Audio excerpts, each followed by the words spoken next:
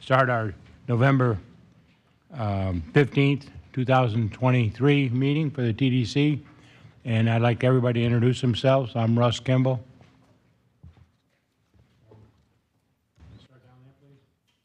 Introduce yourself, Lieutenant. Clyde Smith, Billmar Beach Resort. Good morning, Chuck Prather, the Birchwood, St. Petersburg. Doreen Moore, TRS Travel Resort Services Vacation Rentals. Brian Ike Sr., City of Clearwater. Brian Loeck, President CEO, Visit St. Pete Clearwater. Michael Zoss, County Attorney's Office. Copley Gertis, City Council Member, City of St. Petersburg. Dave Gaddis, Delegate for the Big C and Mayor of Bel Air Beach. Good morning, everyone. Tricia Rodriguez with the Tropics Boat Tours and the Clearwater Ferry. Thank you. And we have Mike Williams on a Zoom call or on a call, if calling in. Next is approval. We can do the approval of the minutes with a quorum. Do I hear a motion? Make a motion. Second. Any comments? Approval, please. Say aye. Aye.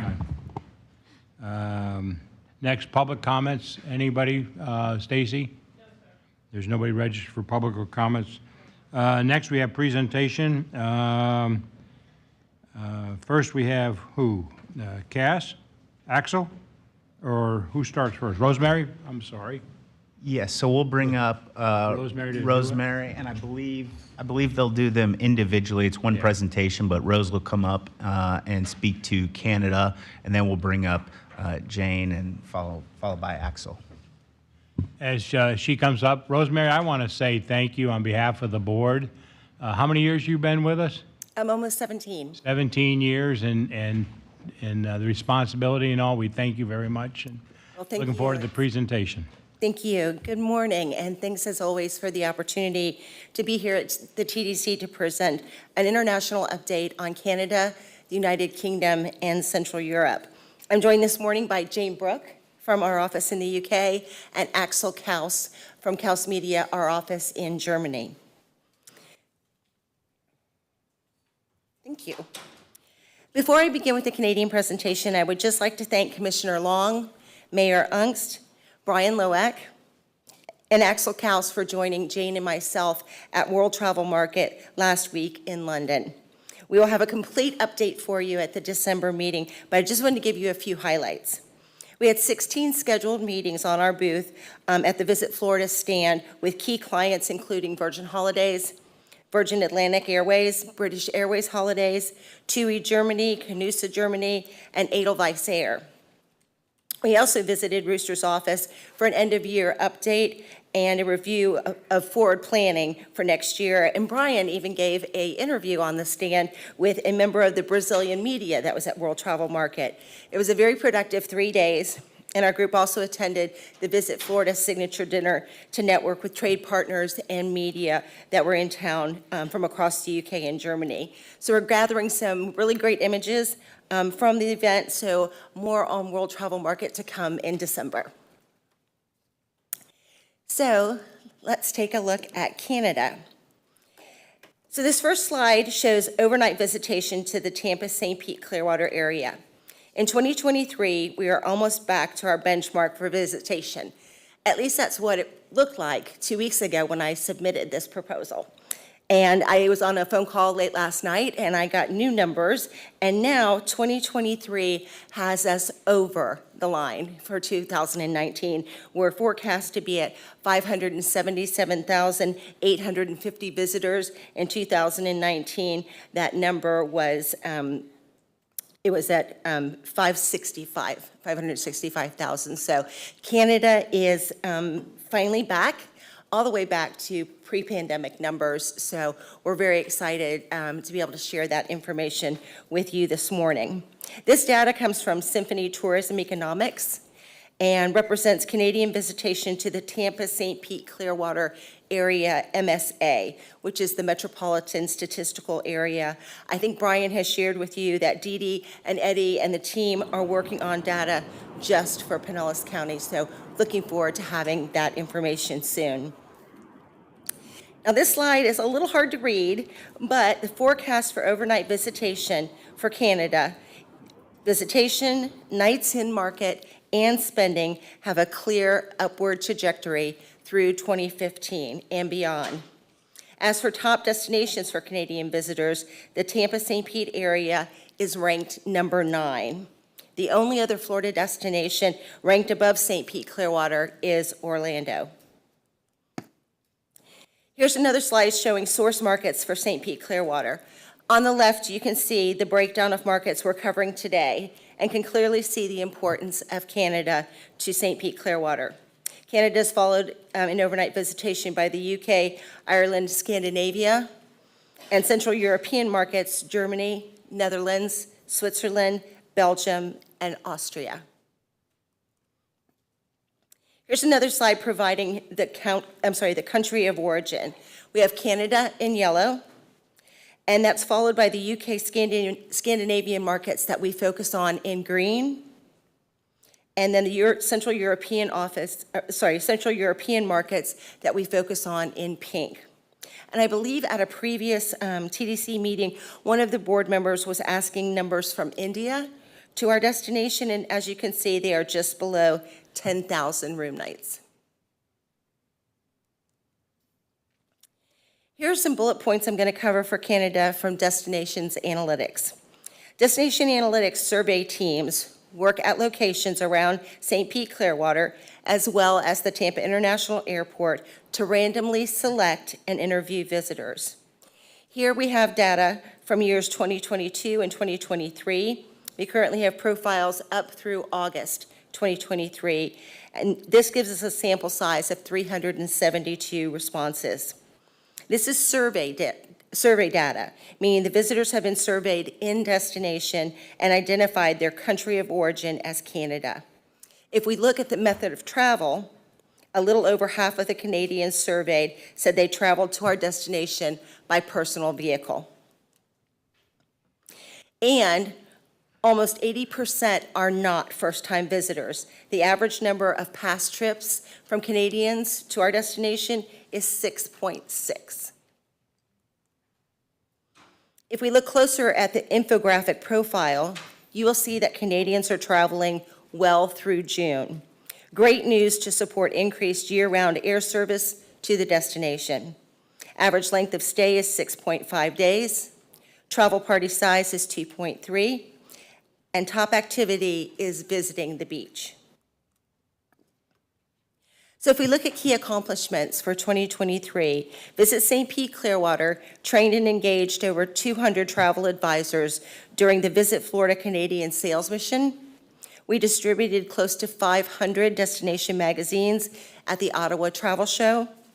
We had 2 posts on the Branch Up Canada Travel Advisor Facebook tool, and 1,197 travel advisor businesses viewed our Beaches and Baseball post, and 1,186 viewed our Beyond the Beach post.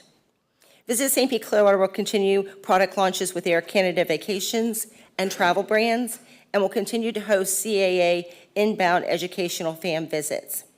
We just had one last week, and they visited Naples, Fort Myers, and our destination. They said St. Pete Clearwater was by far their favorite, and now they have firsthand knowledge to be experts on selling our destination.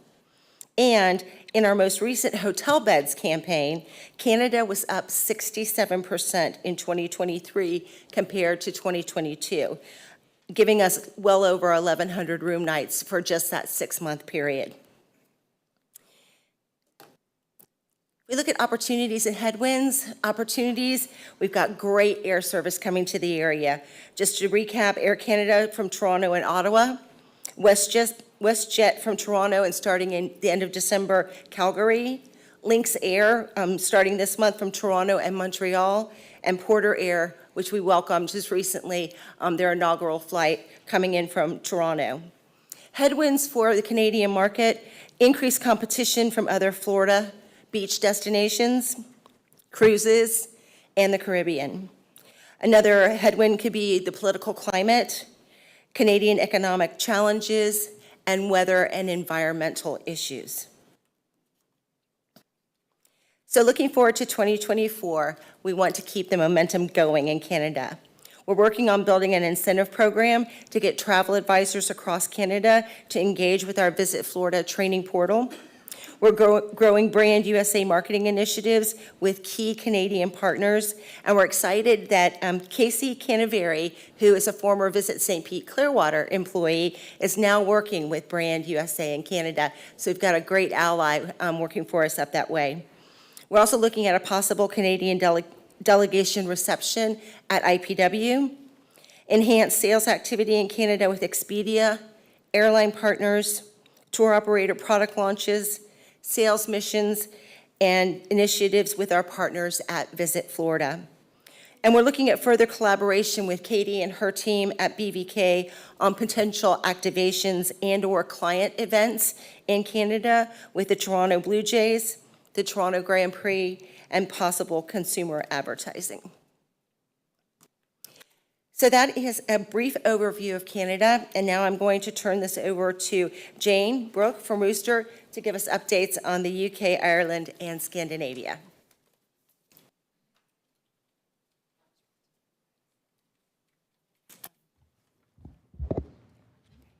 Good morning, Jane. Good morning. Firstly, I'm thrilled to be back in the destination, but secondly, I hugely apologise for bringing the London weather over here. It's just awful, but hopefully it's going to improve. Okay, I'm going to put my glasses on, so hopefully I'll still be able to see you, but also read. So an update from the UK and Scandinavian and Irish market. The figures. We are nearly at the 2019 visitor arrivals. We haven't got the updated ones. I'm not quite sure, Rose, if they change. There we go. But we're really confident that we're going to surpass them next year. Confidence is really growing. The destination is forefront of the UK traveller. So yeah, I think we're on track to beat 2019 figures. By the way, we're thrilled to have these figures. We've never seen any data before, so this is good progress for us.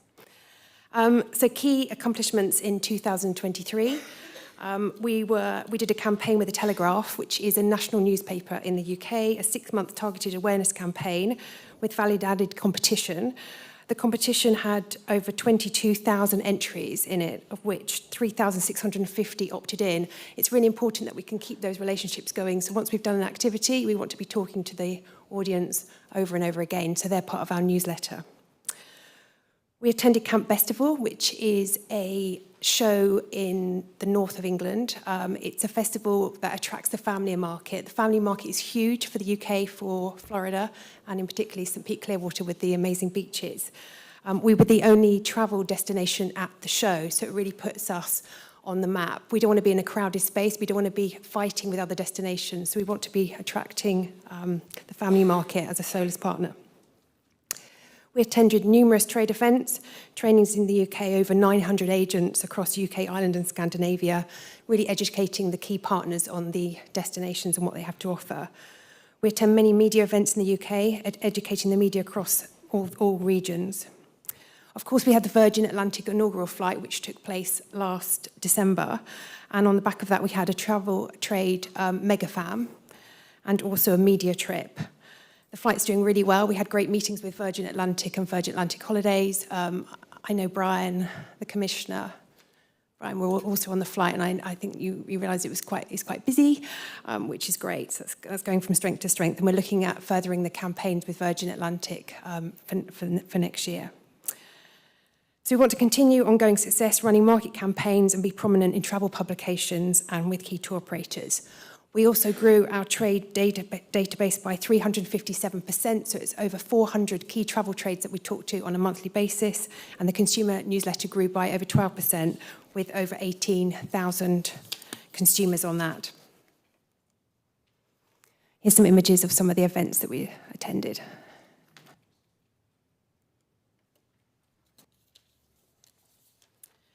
So on to key PR accomplishments.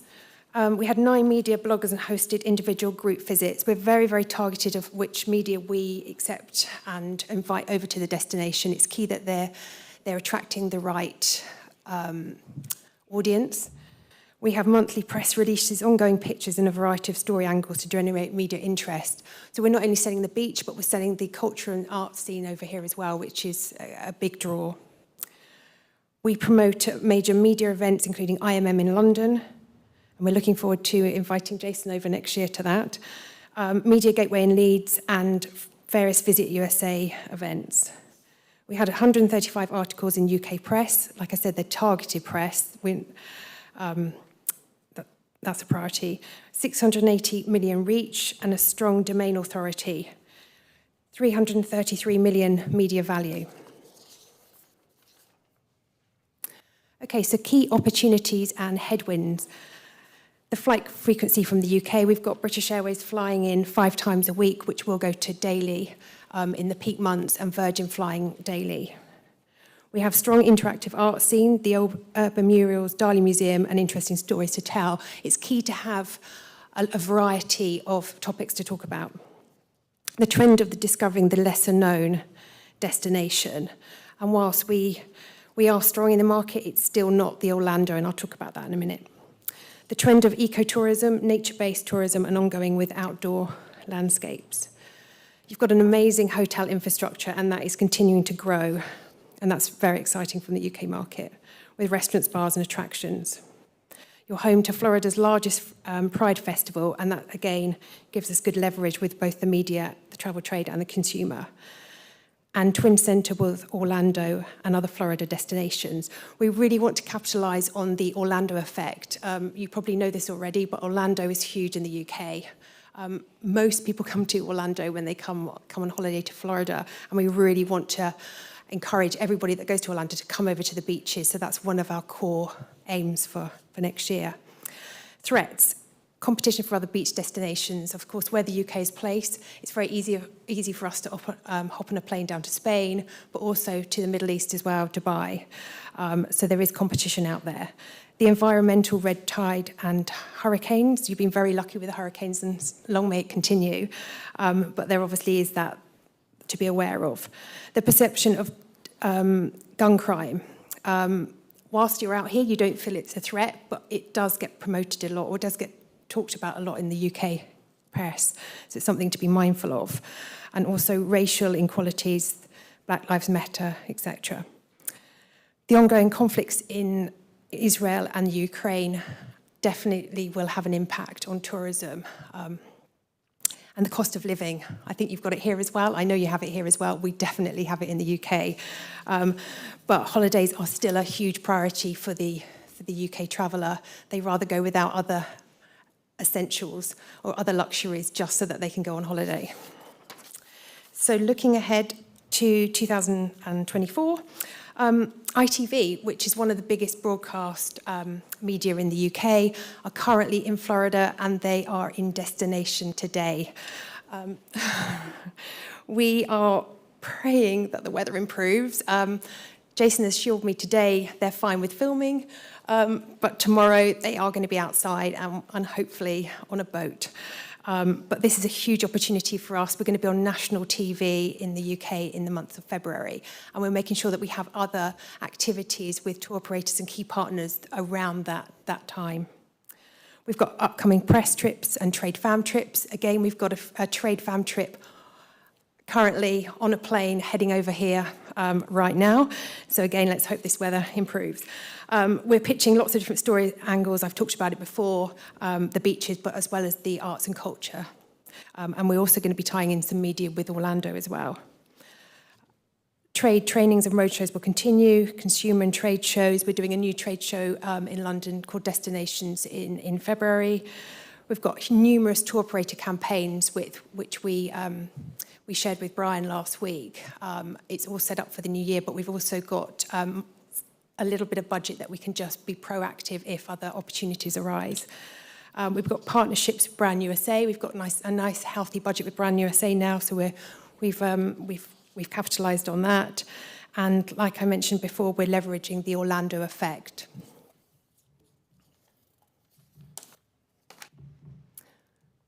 Finally, this is just some recent activity that's happened in market.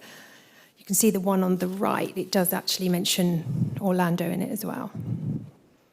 Okay. Thank you.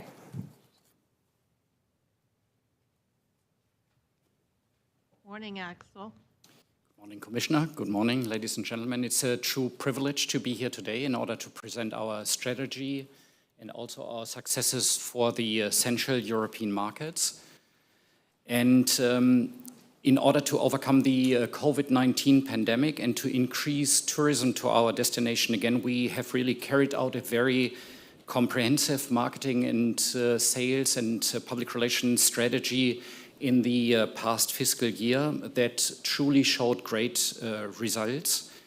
In order to increase visibility for our destination, we distributed not only monthly news releases, sometimes even more than that, but we also organized visits for 16 top-tier media professionals and media outlets from Central Europe to our destination, and promoted our destination, St. Pete Clearwater, in leading media events across the Central European countries. And I'm really happy to inform you that our activities resulted in a very strong return on investment, since we were able to generate a record-breaking of 668 articles on our destinations in the German-speaking countries alone, with a combined reach of more than 300 million and approximately 14 million in media value, which is the advertising equivalency,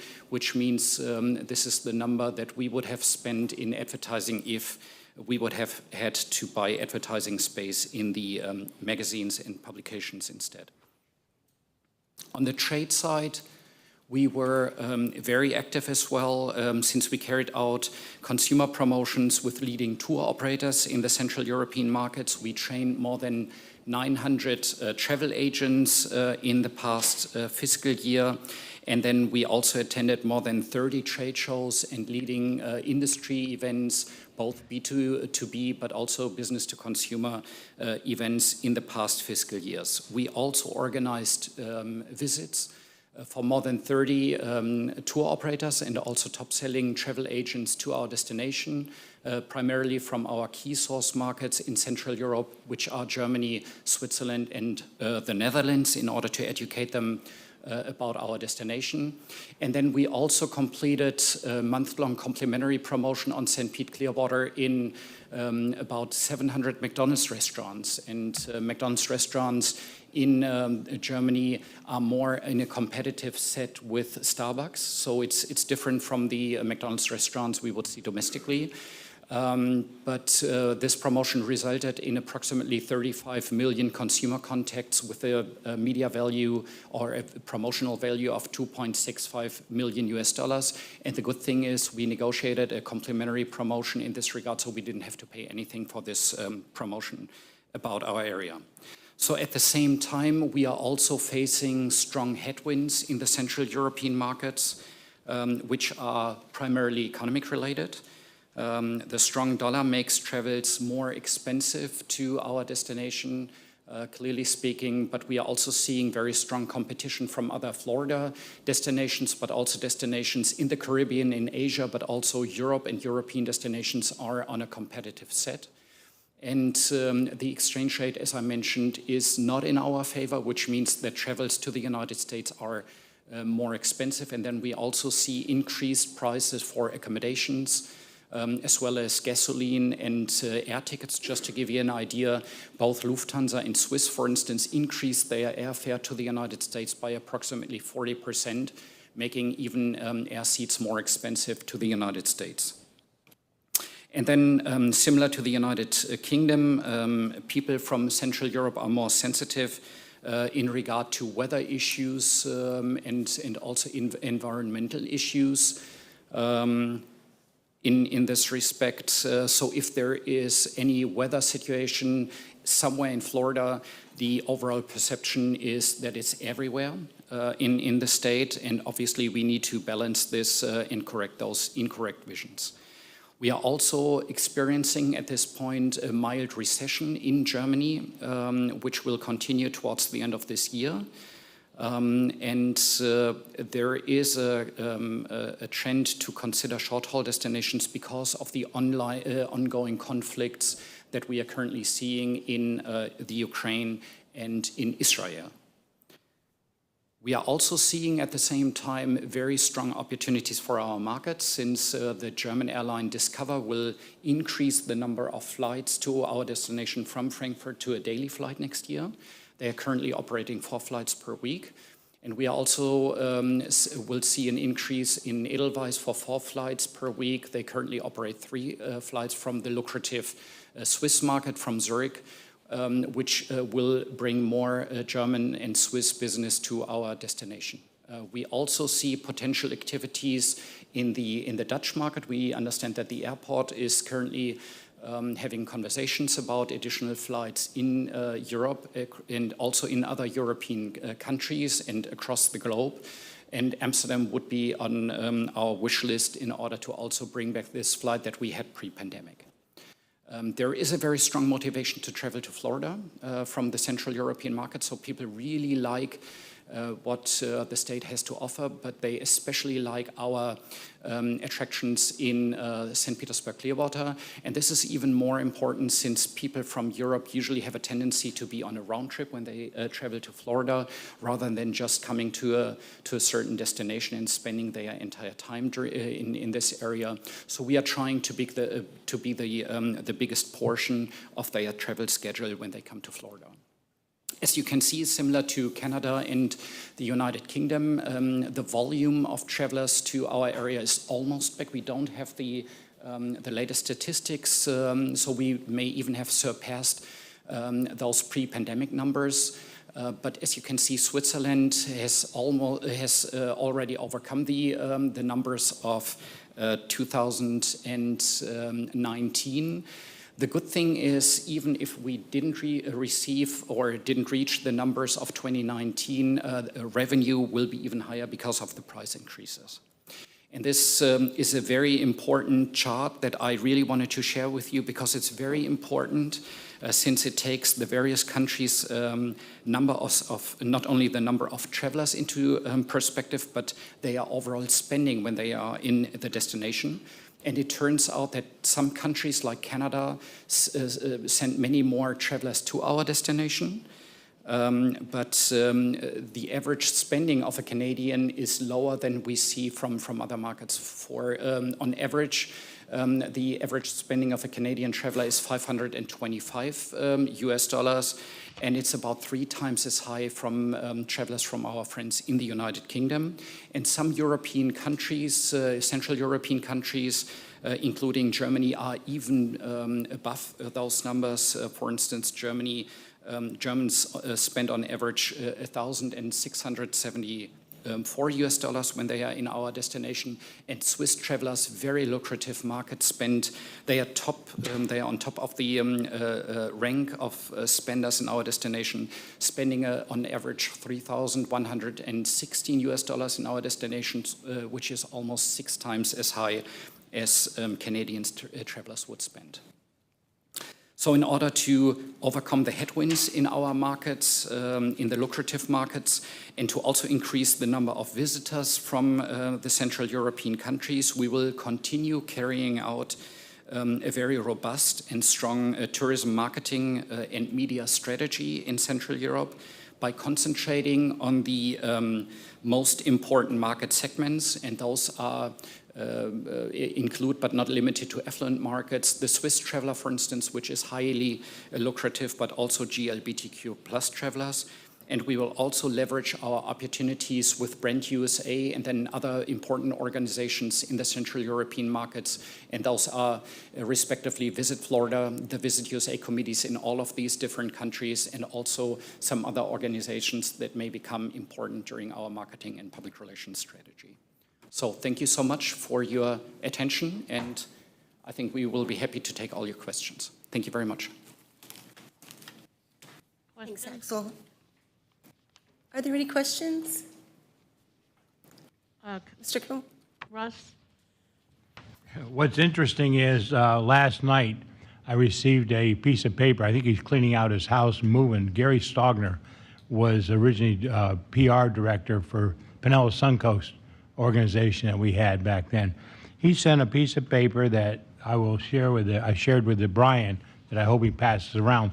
1986, 1985, and it shows before that the European business total was 363,086, and it was 147,000 in the 85. But interesting also, it showed we did 3.3 million visitors into Pinellas County back then, which was, Europe was 11% of our business.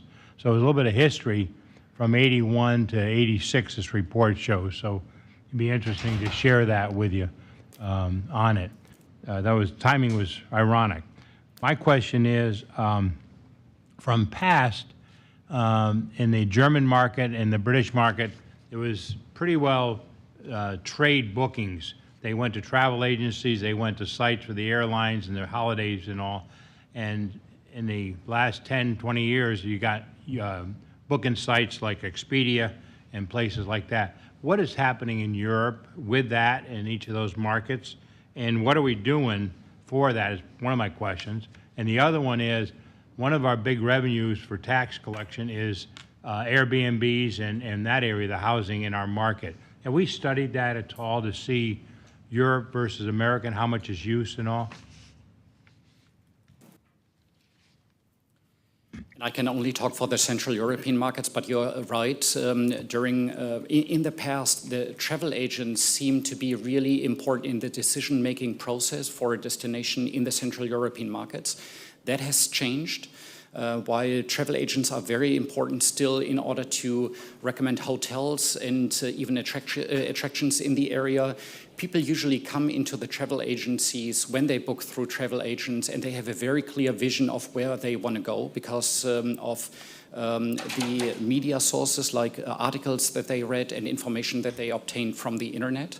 But we are also seeing an increased number of online bookings, especially if we are looking at repeat travelers to the United States. People feel comfortable to go online, to book direct, to also book their rental car, to get around with a rental car. So they feel very comfortable when they travel to the United States. And this comfortable level also translates into direct bookings online. And your second question was vacation rentals, which is an increasing business for tour operators in the Central European markets for two reasons. Number one, people really want to explore the lifestyle of people and inhabitants in the destination, so they want to live a similar life during their stay. But sometimes it's even less expensive. We have seen hotel rates going up in the destination and across Florida, where you had to pay about $500 for a hotel night. And sometimes it's just simply less expensive to rent a vacation rental, and then you may have even more bedrooms, potentially a pool, for instance, to come to the destination. So this is an increasing trend, which is also important for families. And I think the opportunity that we have, and we obviously take into consideration that those vacation rentals also have disadvantages, especially for locals in the area.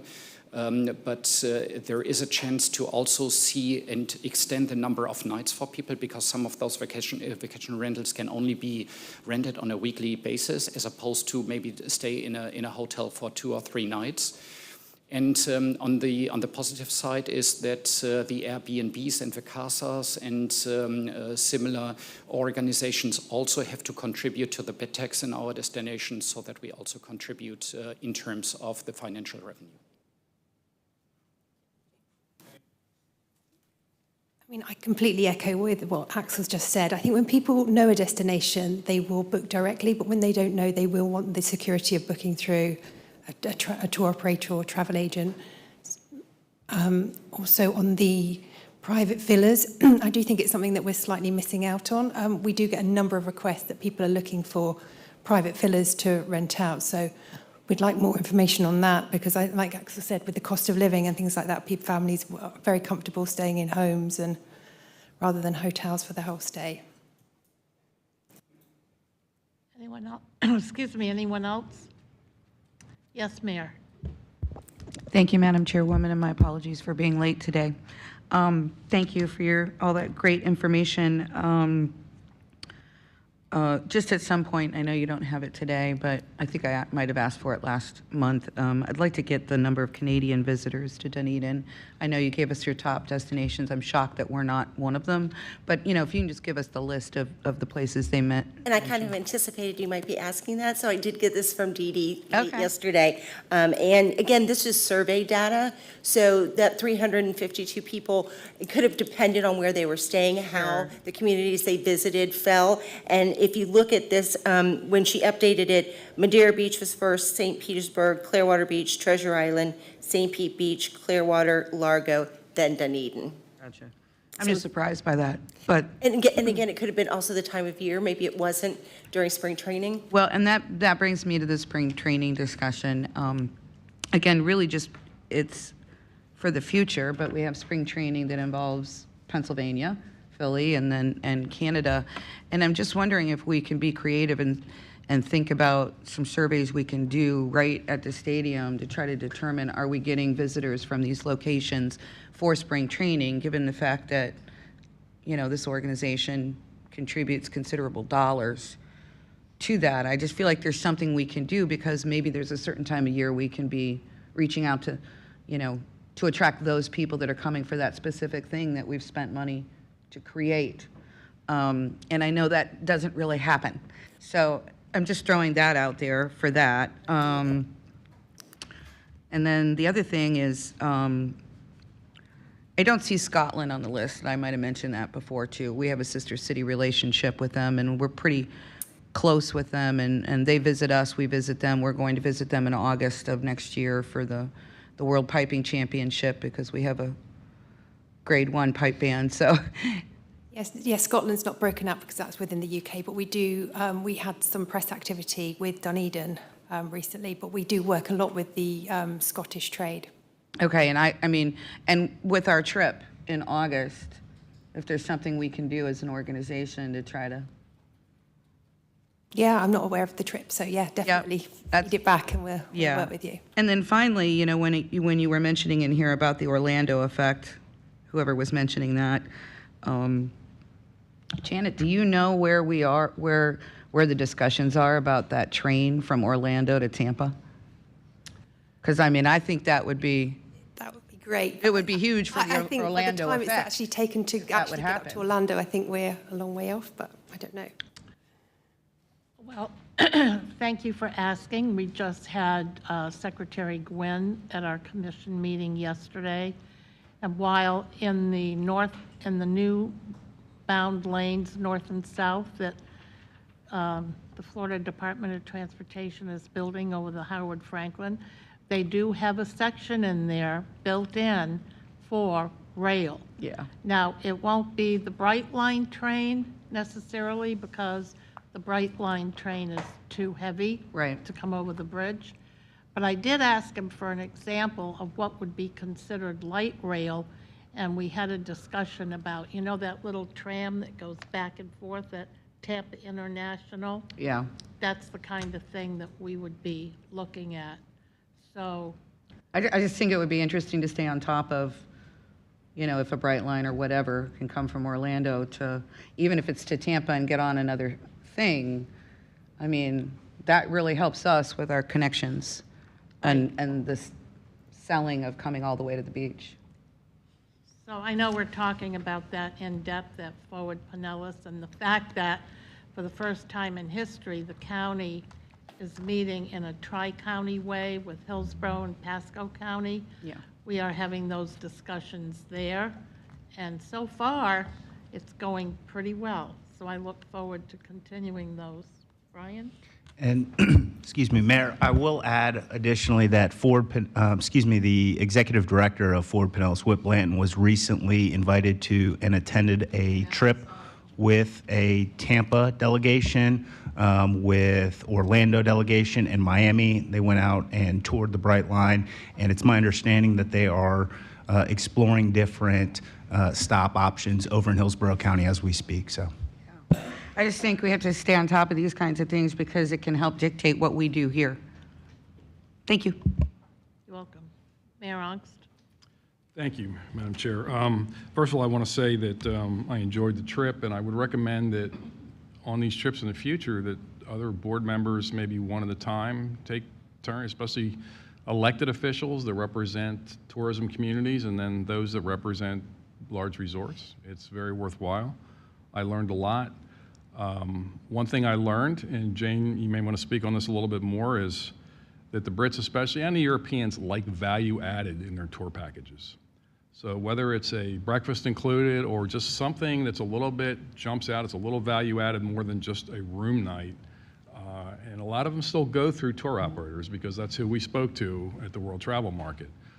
Do you want to speak on what kinds of things that people are looking for? We, in the meetings, a lot of the tour operators are looking for the value added. They're looking, the price point's fine, but they're just looking for that something extra that they can just sell on. So it could be kids eat free, some sort of attraction that's included in the price of their accommodation. It's all to do with the cost of living. People want to make sure that they have value, and that's really important. So yeah, we're trying to get that word out there. I know Rose has taken loads of notes, and she's going to be speaking to lots of partners over here. But yeah, it's really important to have that value added.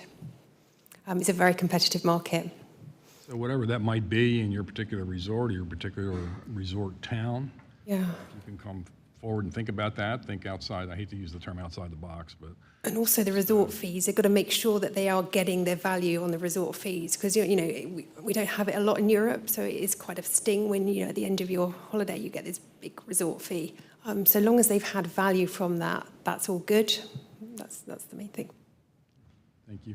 And I want to say that I was very impressed with Jane and Axel, Rosemary. And these people are passionate about our destination. These people, they just aren't doing it for a job. They know it inside and out, and they live it every day. So I was very impressed with that, and keep up the great work. I mean, it resonated with me when I saw them meeting with all the different people and the individuals. Brian did a great job. He's a natural at this. So he was very good at promoting the destination, even though he's a quote-unquote newbie, but he's not anymore. He's a veteran now. So he did a terrific job. And of course, Commissioner Chair Long, who's been around for a long time doing these things, did a great job.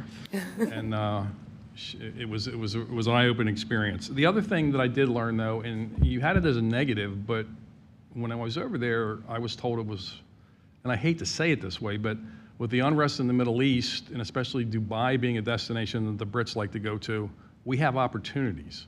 And how do we capitalize on that? We do have opportunities. How do we capitalize? I've talked to Brian about this. We have a budget. We can do so much with that budget. I mean, I do believe that we do a good job. We're very conscious about spending your money and where it goes and what the return on investment is. I think if we were to really do a big push, we don't do any advertising apart from sort of small parts of advertising we do on the back of something else. So I know a lot of destinations advertise. I would look at sort of putting some money in advertising which will back up the PR efforts as well. We have great articles that come across in different publications, but then we don't follow up with something maybe the month later on that because budgets don't allow. We have to funnel our money into other means. I would like to see some groups which can consult with the public. I'm just forgetting the name now. Well, we can actually get an interpretation of what the public think of the destination, and then that way we can look at our plan and making sure that we're going down the right roads. I think that's quite important. Also, some of the advertising, if we were to go down that route, I would like to again look at focus groups on that to make sure that the messaging on those advertising is correct. I know, obviously, you've done a great job with the advertising here, but I do believe that some of it talks to the domestic market and doesn't talk to the international market, and what we're looking for is slightly different. Obviously, we're paying a lot more money to come over here, so we've got to make sure that the key messages are correct. So I think we could capitalise on it, but I think with not being a negative about budgets, but I think, to allow us to push forward, that would be something that we would be looking. Thank you. Because what I was told is that the travel from the UK especially, to Dubai is down 72% now. Is that correct? Yeah, so we had a meeting with Family Travel Magazine, and one of their biggest destinations is Dubai. And they reported in the last couple of weeks that the click-through to Dubai are down 80%, and that was literally just recent. And their second destination is Florida. So that's why we're going to try and channel that. We are looking at doing campaigns with Family Traveller Magazine in the UK and also possibly in Canada and in Central Europe as well. We're sharing that across, but there's definitely opportunities out there. Axel, do you have anything to add to that? Is any ideas you might have? Thank you, Jane. I can only echo Jane in this regard. And, I can really say that we are really focusing our marketing activities very wisely, in my opinion, in order really to present and generate the highest potential return on investment for every marketing dollar being invested. And we do understand it's tax money, so we are very careful with the spending. At the same time, when you compare Dubai, that has probably a very large budget, our budgets for 9 countries that make the Central European markets are $150,000 US to be spent across all those markets. So that can only bring us, that far. So without being respectful, if there would be a marketing budget increase, we could certainly compete with more destinations and could potentially even bring more UK, Scandinavian, and Central European business to our destination. Thank you. And again, I just want to say how impressed I was. One thing that I did learn, and Coachman Park and the sound are resonating. All the tour operators that came and I spoke to, I sent them a 1.5-minute drone or 1.3-second drone video, and I got tremendous response from those emails from these tour operators. So I think we need to really hammer that in our advertising over there as a value added, as another place to visit, along with the museums and other things, and the beaches that people can do for day trips. And if there's our concerts currently, going to be, when they're here, obviously promote that, because people were very much impressed with that. I'm still getting emails from these tour operators and these different people that I sent them to that we met. So just FYI on that. Thank you. Russ, did you have another comment or question? My comment is 2 things. One is, Brian, the tour operators and the programs that we have request value added from us, and we give them those items certain times of the year when we need the business, when we want the business, the fall time and everything. So we try and use that to our advantage versus all year long. So the communication from those operators back to the individual hotels. So that's been going on for quite a while, and they always never have quite enough. So, but that's where we are on that. The other thing is, we're hearing about the budget and everything for marketing. I really think that Europe and the UK are going to come back in '24. We've heard that for a couple of years, and I think other destinations in Florida, it's around 10% is what we're off from 2019, and I think we're somewhere close to that. So, but I'm hearing also '24 is the year that this is going to turn and all. So, can we request as a board for you to review with them what we could do if we did have more money to appropriate to these 3 destinations to try and get more during that upgrade of number of visitors? Absolutely, and I hear you. I'm listening, so I will proceed accordingly. We leave it to you. And so to that point, if I may, an observation that I would like to offer is that as the board that is supposed to be responsible for overseeing the tourist development activity in our destination, it seems to me that we have an obligation to be as informed as we possibly can on all of the options that are available to us that will help us be more competitive in the world that we're operating in. Because sometimes it's easy to get a little myopic about the work that we're doing, and maybe, just maybe, we're not focused on the outside global world as much as we should be. Because when you, and I know that our speakers this morning talked a lot about Dubai, but when you have an opportunity to go to the world travel market, And the two Bryans here, I believe this was their first opportunity to be exposed to that. You really understand a lot more thoroughly than you can just by sitting here and listening to us talk about it, that we are competing with 184 countries around the world.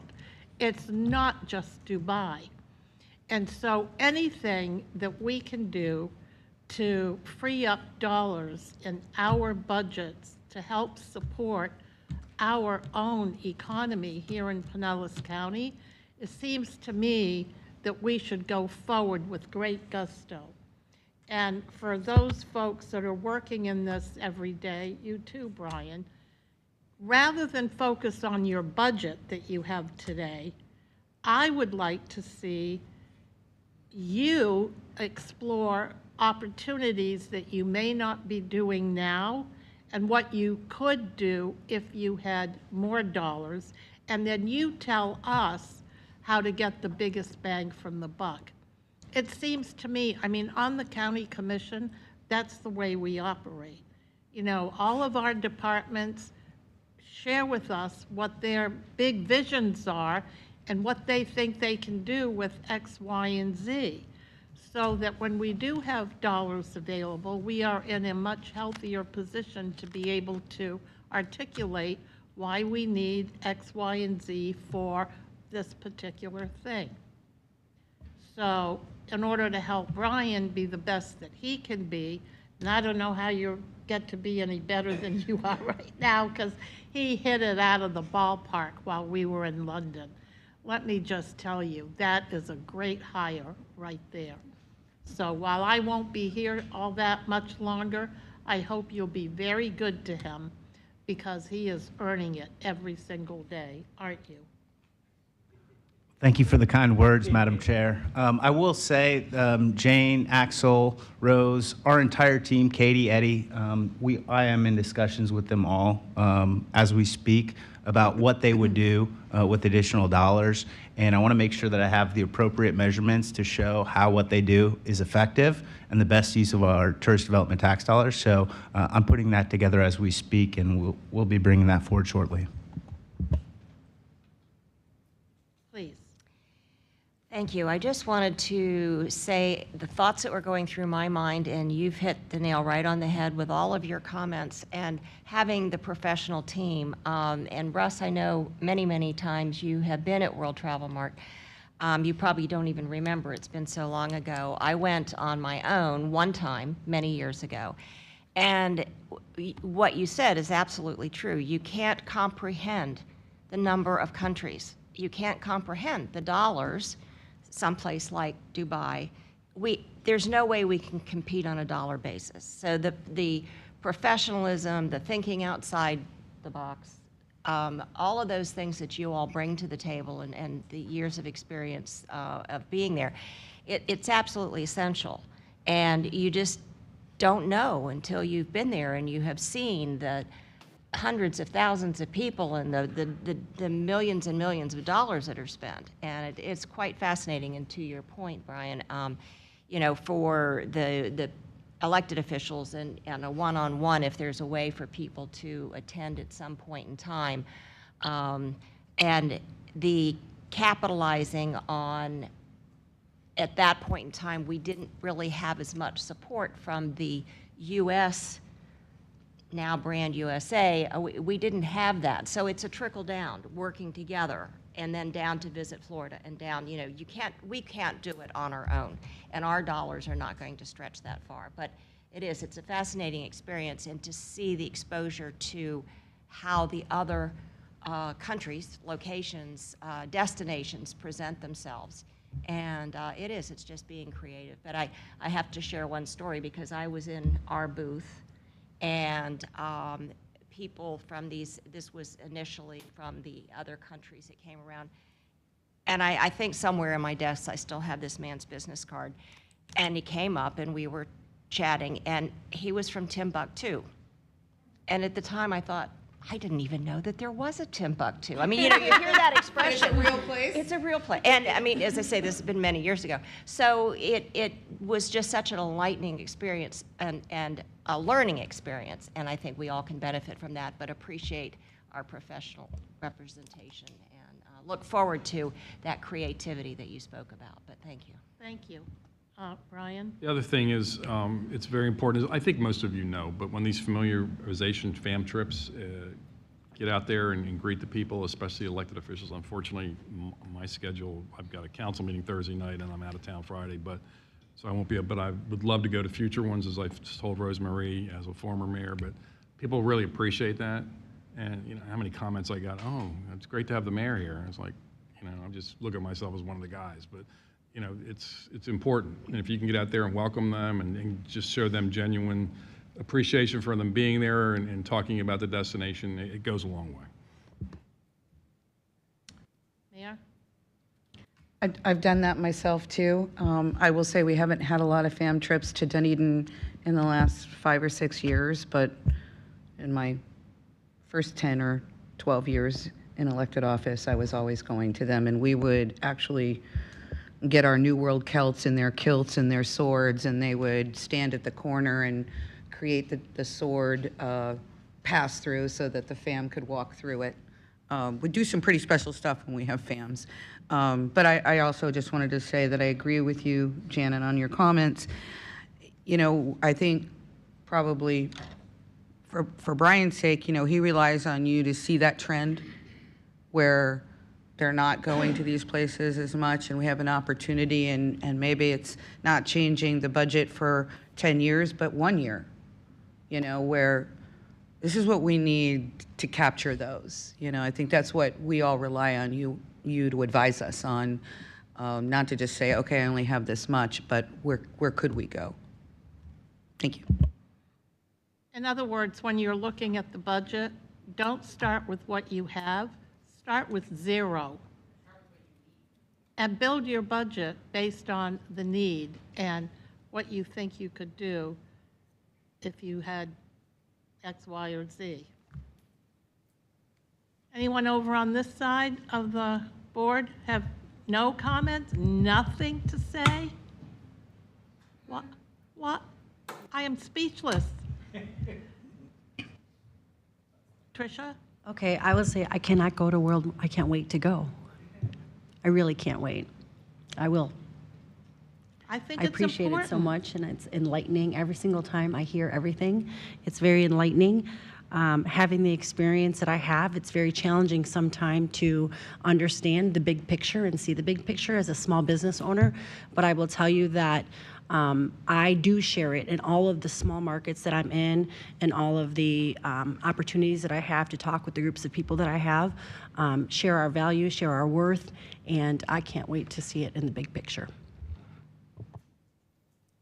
Again? Again.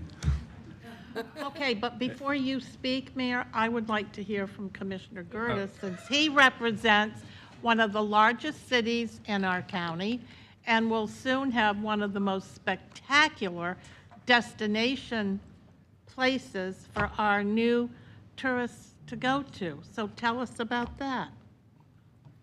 Thank you, Chair. You're welcome. First of all, thank you for the report. It's very exciting to see the data and the trends of where everything is going, and I just know that I would echo what Mayor Unk say. It's very easy to see your passion and your commitment to what we're trying to accomplish here. Certainly, when I heard Mayor had gone on that trip, my first reaction was jealousy. And so I'll be happy to volunteer for one of those going forward. But to Chair's point, we're very excited about the prospect of developing 86 acres in the downtown of St. Petersburg and what that's going to look like for a destination, and continuing to partner with the TDC and Visit St. Pete Clearwater at St. Pete as a whole. And you know, we continue to want to be a good partner, and just very excited what that might look for, what that will look like, and excited for the Brightline as well. I think that'll be a big piece of the regionalism of our sports teams and our museums and our beaches. And so I would echo what Mayor said about that's important. We need to continue to follow it. Actually, I know their new development director, so I shot him a text and said, "What's up? What's going on?" And so I think the nice part about it is there's a lot going on in Pinellas County, and 99% of it is really good. And St. Pete is excited to be a partner in all of that. Very nicely Thank you, Chair. said. Thank you. Chuck, you have a great destination. How about you chat about that a little bit? Thank you, Madam Chair. I appreciate that. I'm in St. Petersburg, so we have our world-class pier, which is very exciting. We have our downtown with our museums and our restaurants and activities and arts. Unlike Canada, in Europe you can't drive. So I was thrilled to hear the new airlines, starting with Virgin Atlantic last year when they started their daily flights. And to think we've got some new airlines on the cusp. Obviously, they can't be announced yet because that's a big fanfare. How much do y'all work with that, trying to get airlines in? Do you send media messages out? How does that work? And also, to follow up on that, this is a Canada question, not Europe. You mentioned those airlines, but they were all Tampa International. St. Pete Pie used to have many. Tell me, how is Pie doing with Canadian destination nonstops? Well, I know that the team over at Pie are constantly looking at air service development out of all markets. And I know Canada is huge. We're excited about the service coming back into Tampa, but we work very closely. Most of the air service development is done through Brian's office with the airports, but we work very closely. I actually sat in on the lunch presentation and gave the presentation for St. Pete Clearwater at the Virgin Atlantic event prior to us receiving the notice that we were going to be getting the route. So anytime that we can contribute either data on the destination or just information on the destination, what there is to see and do, we're happy to be part of any discussions that involve air service development, because that's the lifeblood coming into the destination. We were just out at the Appreciation Day for Allegiant, because Allegiant is a super partner coming into PIE. So we made sure that we were there with our partners, celebrating them, and once again going back to educating their staff, which was great. So anytime we can support air service development, we're right there, and back up anything that Brian and the team are doing as well. Thank you, and thrilled to hear the new destinations from Europe. Once again, not a drivable market, so very exciting. Thank you. Brian? Yeah, and Chuck, I would just add to that, our partners both at PIE and Tampa International Airport, as well as our friends on the other side of the bay at Visit Tampa Bay, have been, since day one, have engaged me and brought me into conversations with those airline executives. And when they're in town, we're with them and we're having conversations. We're providing them information, whether it's myself, our team with Katie, Eddie, and Jason. We're providing anything that they need, establishing those relationships, and that's a key area of focus on us, and we will be increasing our support for those flights, because that is the lifeblood of getting folks across to the destination. I will tell you, Jane and Axel and Rosemary do a great job. We were at the Visit Florida dinner over in London, and on my left, I had an executive from British Air, and then on my right, I had an executive from Virgin Atlantic. And so it was great. It was difficult, but it was excellent. So that's top of mind for them. Russ? Just one more thing. I hate to admit, but I've did it since '81, and it's been 40 years, and I miss it. But I hope others go. And there's a show called ITB in Berlin. It's 26 buildings. So if you think World Travel Mart's big, ITB, step on it even bigger. I mean, they run taxis inside the area to get to one to the other. I started in '82 when the wall was still up going there. But I suggest in March, if somebody can go, that's a great show to get exposure and know what's going on. And I had lunch on Monday with Brian, and he just told the story of going to Florida dinner and having two key airlines people sitting there. And I'll tell you, the dinners and stuff like that, the social side, that's where you make the business too. And it's so important to have people there. And elected officials open doors for all the hoteliers and all of us. They love talking to you. So maybe try Cold March in Berlin. It's a great trip for St. Petersburg, it would be. Commissioner Gertis and then Commissioner Gaddis. Yeah, thank you for that. One thing I failed to mention was certainly if there's any time that we have visitors from any of these organizations at our destination, we're happy to try to make my office available, and I'm sure my colleagues would feel the same, including the mayor. But I'm happy to try to make that happen. Thankfully, at my quote-unquote real job, it's very flexible. The CEO is sitting here with me right now. It's me. And so I'm happy to try to make that happen. If there's somebody that we think would move the needle to visit and spend time with, we'd certainly love to do that. Thank you, Chair. You're welcome. Mayor Gaddis. Thank you, Madam Chair. I have a question for Jane. In your report, you indicated that the United States has a perception of being dangerous. Are there any measures you're taking, any presentations, anything that you can do to combat that? Yeah, I wouldn't say it's known as a dangerous place. It's just something to be aware of, that gun crime is reported heavily. We don't have gun crime in the UK, touch wood, but we do have knife crime. It's just the way that we, when we're talking, when we're educating the trade, they know. But we're just making sure that we affirm that message, that when you come over here, it's not like that. You know what the press are like. They blow things up. It's headline news and things like that. It is serious stuff, and it is slightly off-putting for some.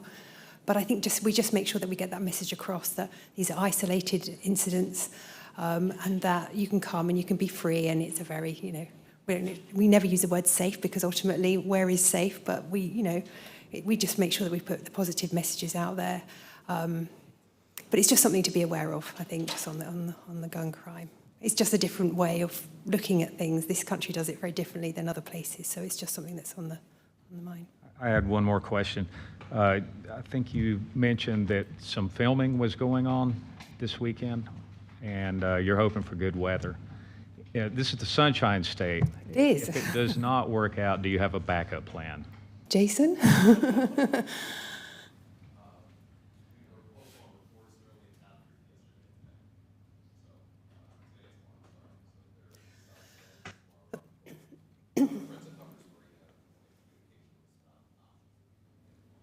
Jason, I can't hear a word you're saying. Can you please come to the podium?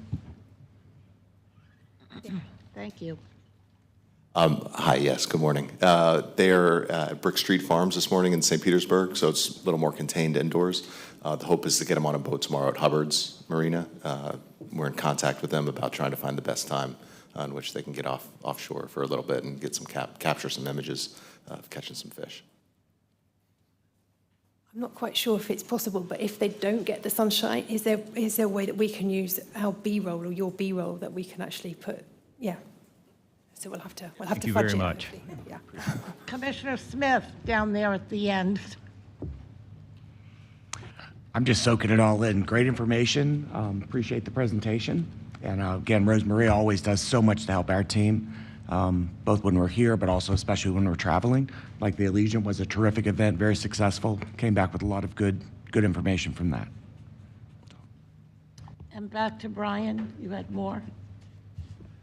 To your point about, we talked about that, anytime there's a mass shooting over here, it's headline news over there. Everybody sees it, and that's just the nature of the beast with the media. The other thing I've been telling people, I don't ever want to hear people complain about our traffic. The trains were down the second day we were there, and I thought I was in France because they were on strike, but we were in the UK. It took us 15 minutes to get an Uber. It took us an hour and 15 minutes to go 15 minutes on the road. We just sat there. So our traffic's not that bad. That's why they have mass transit over there. What? Madam Chair, before they wrap up, I just want to thank Jane, Rose, Axel for last week over in London.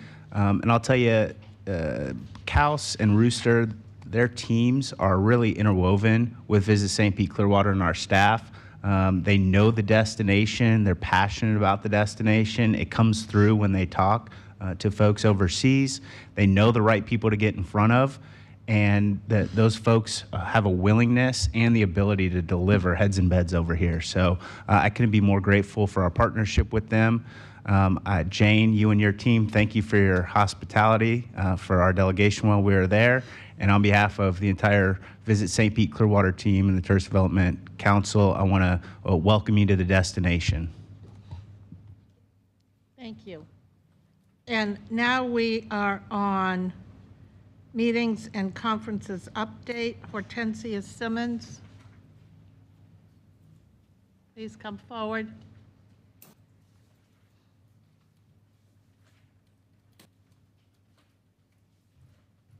Good morning. I'm kind of losing my voice, but I'm going to do the best I can. Blame it on the weather. It's happening to me. Good morning, everyone.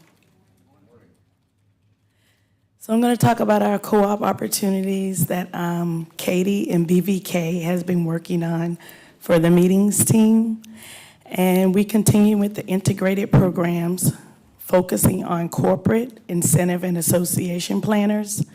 And this also includes the advertorials, dedicated e-blasts, inclusions and emails, website placements, and retargeting banners. And these are some of the new publications that they have put out, articles for the meetings team. And now we're expanding into the corporate, incentive, and association placements while adding new SMRF placements. And for those of you who are not familiar with SMRF, it's social, military, education, religious, and fraternal. And these are some of the articles that BVK and Katie have put out for the meetings team. Let's add some sun to the agenda. Let's turn on those out-of-office notifications. Let's mix work and play. Let's go above and beyond great work. Let's meet the team. Myself, Hortensia Simmons, I'm the Senior Sales Manager. My market is the Northeast and Canada, religious and fraternal. We have Tina Berrien, who is our Southeast Sales Manager. Liz Dane, our contracted employee, who takes care of the Mid-Atlantic. Brian Hilterbrand, who has the West. Kayla Freeman, who's our dedicated Florida Sales Manager. We have Renee Preen, who is our Convention Services Manager, and she also handles our weddings.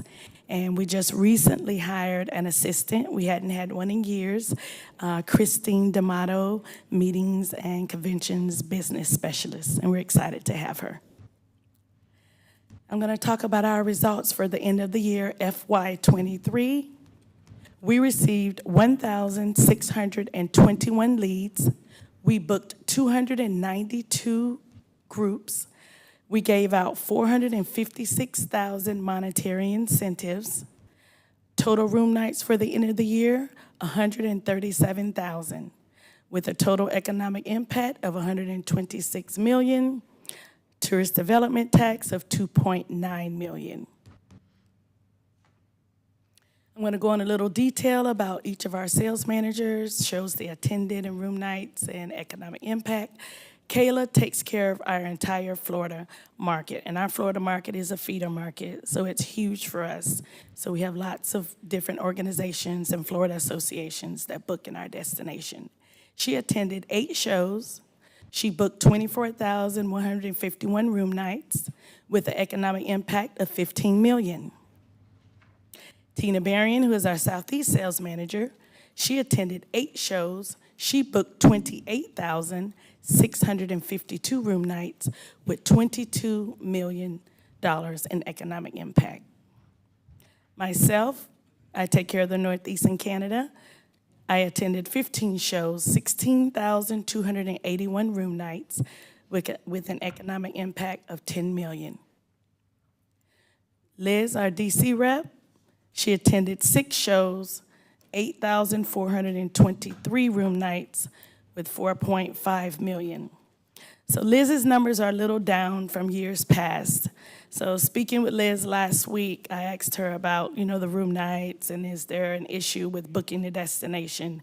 And of course, she told me it was a lot of the associations there in DC who are worried about our political things that are happening here in Florida. So she said she hasn't had many groups that are wanting to come to Florida, but I told her to please keep us abreast of that and if she could give us some names of those organizations. Our Midwest booking, we don't have a sales manager for the Midwest, but that's soon to be coming for advertising. Our manager that we had in place during the time of the year before she left, she attended 5 shows. She booked 22,545 room nights with $13 million in economic impact. We have Brian, who takes care of our Far West. He attended 10 shows. He booked 12,113 room nights, $8 million in economic impact. And these are some of our new hotels that have opened in the destination. We have the JW Marriott, Clearwater Beach, 198 rooms, over 17,000 square feet of meeting space. The AC Hotel on Clearwater Beach, 144 rooms. The AC Hotel downtown St. Pete, 172 rooms, 18,000 square feet of meeting space. And then we have the Mint House in downtown St. Pete, which are apartment-style units. And we're excited to be having the Opal Soul to come aboard in 2025. The meetings team received 3 awards: the 2023 Convention South Readers' Choice Award, the 2023 Smart Stars in the Best CVB DMO category, and the 2023 Smart Meetings Platinum Choice Awards. And these awards are voted by planners and different organizations that book meetings within the destination who have received services or work with us in some type of capacity.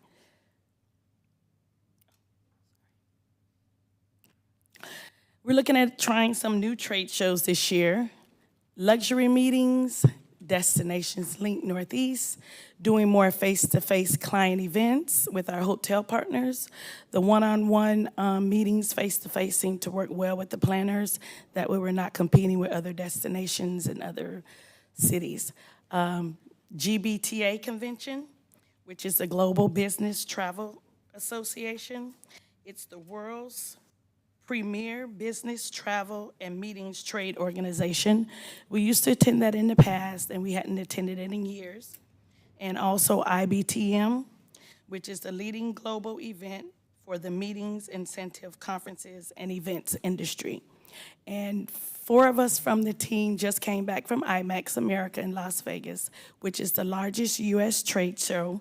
They had 343 exhibitors from over 150 plus countries with over 15,000 people in attendance, and we had 5 hotel partners in attendance with us.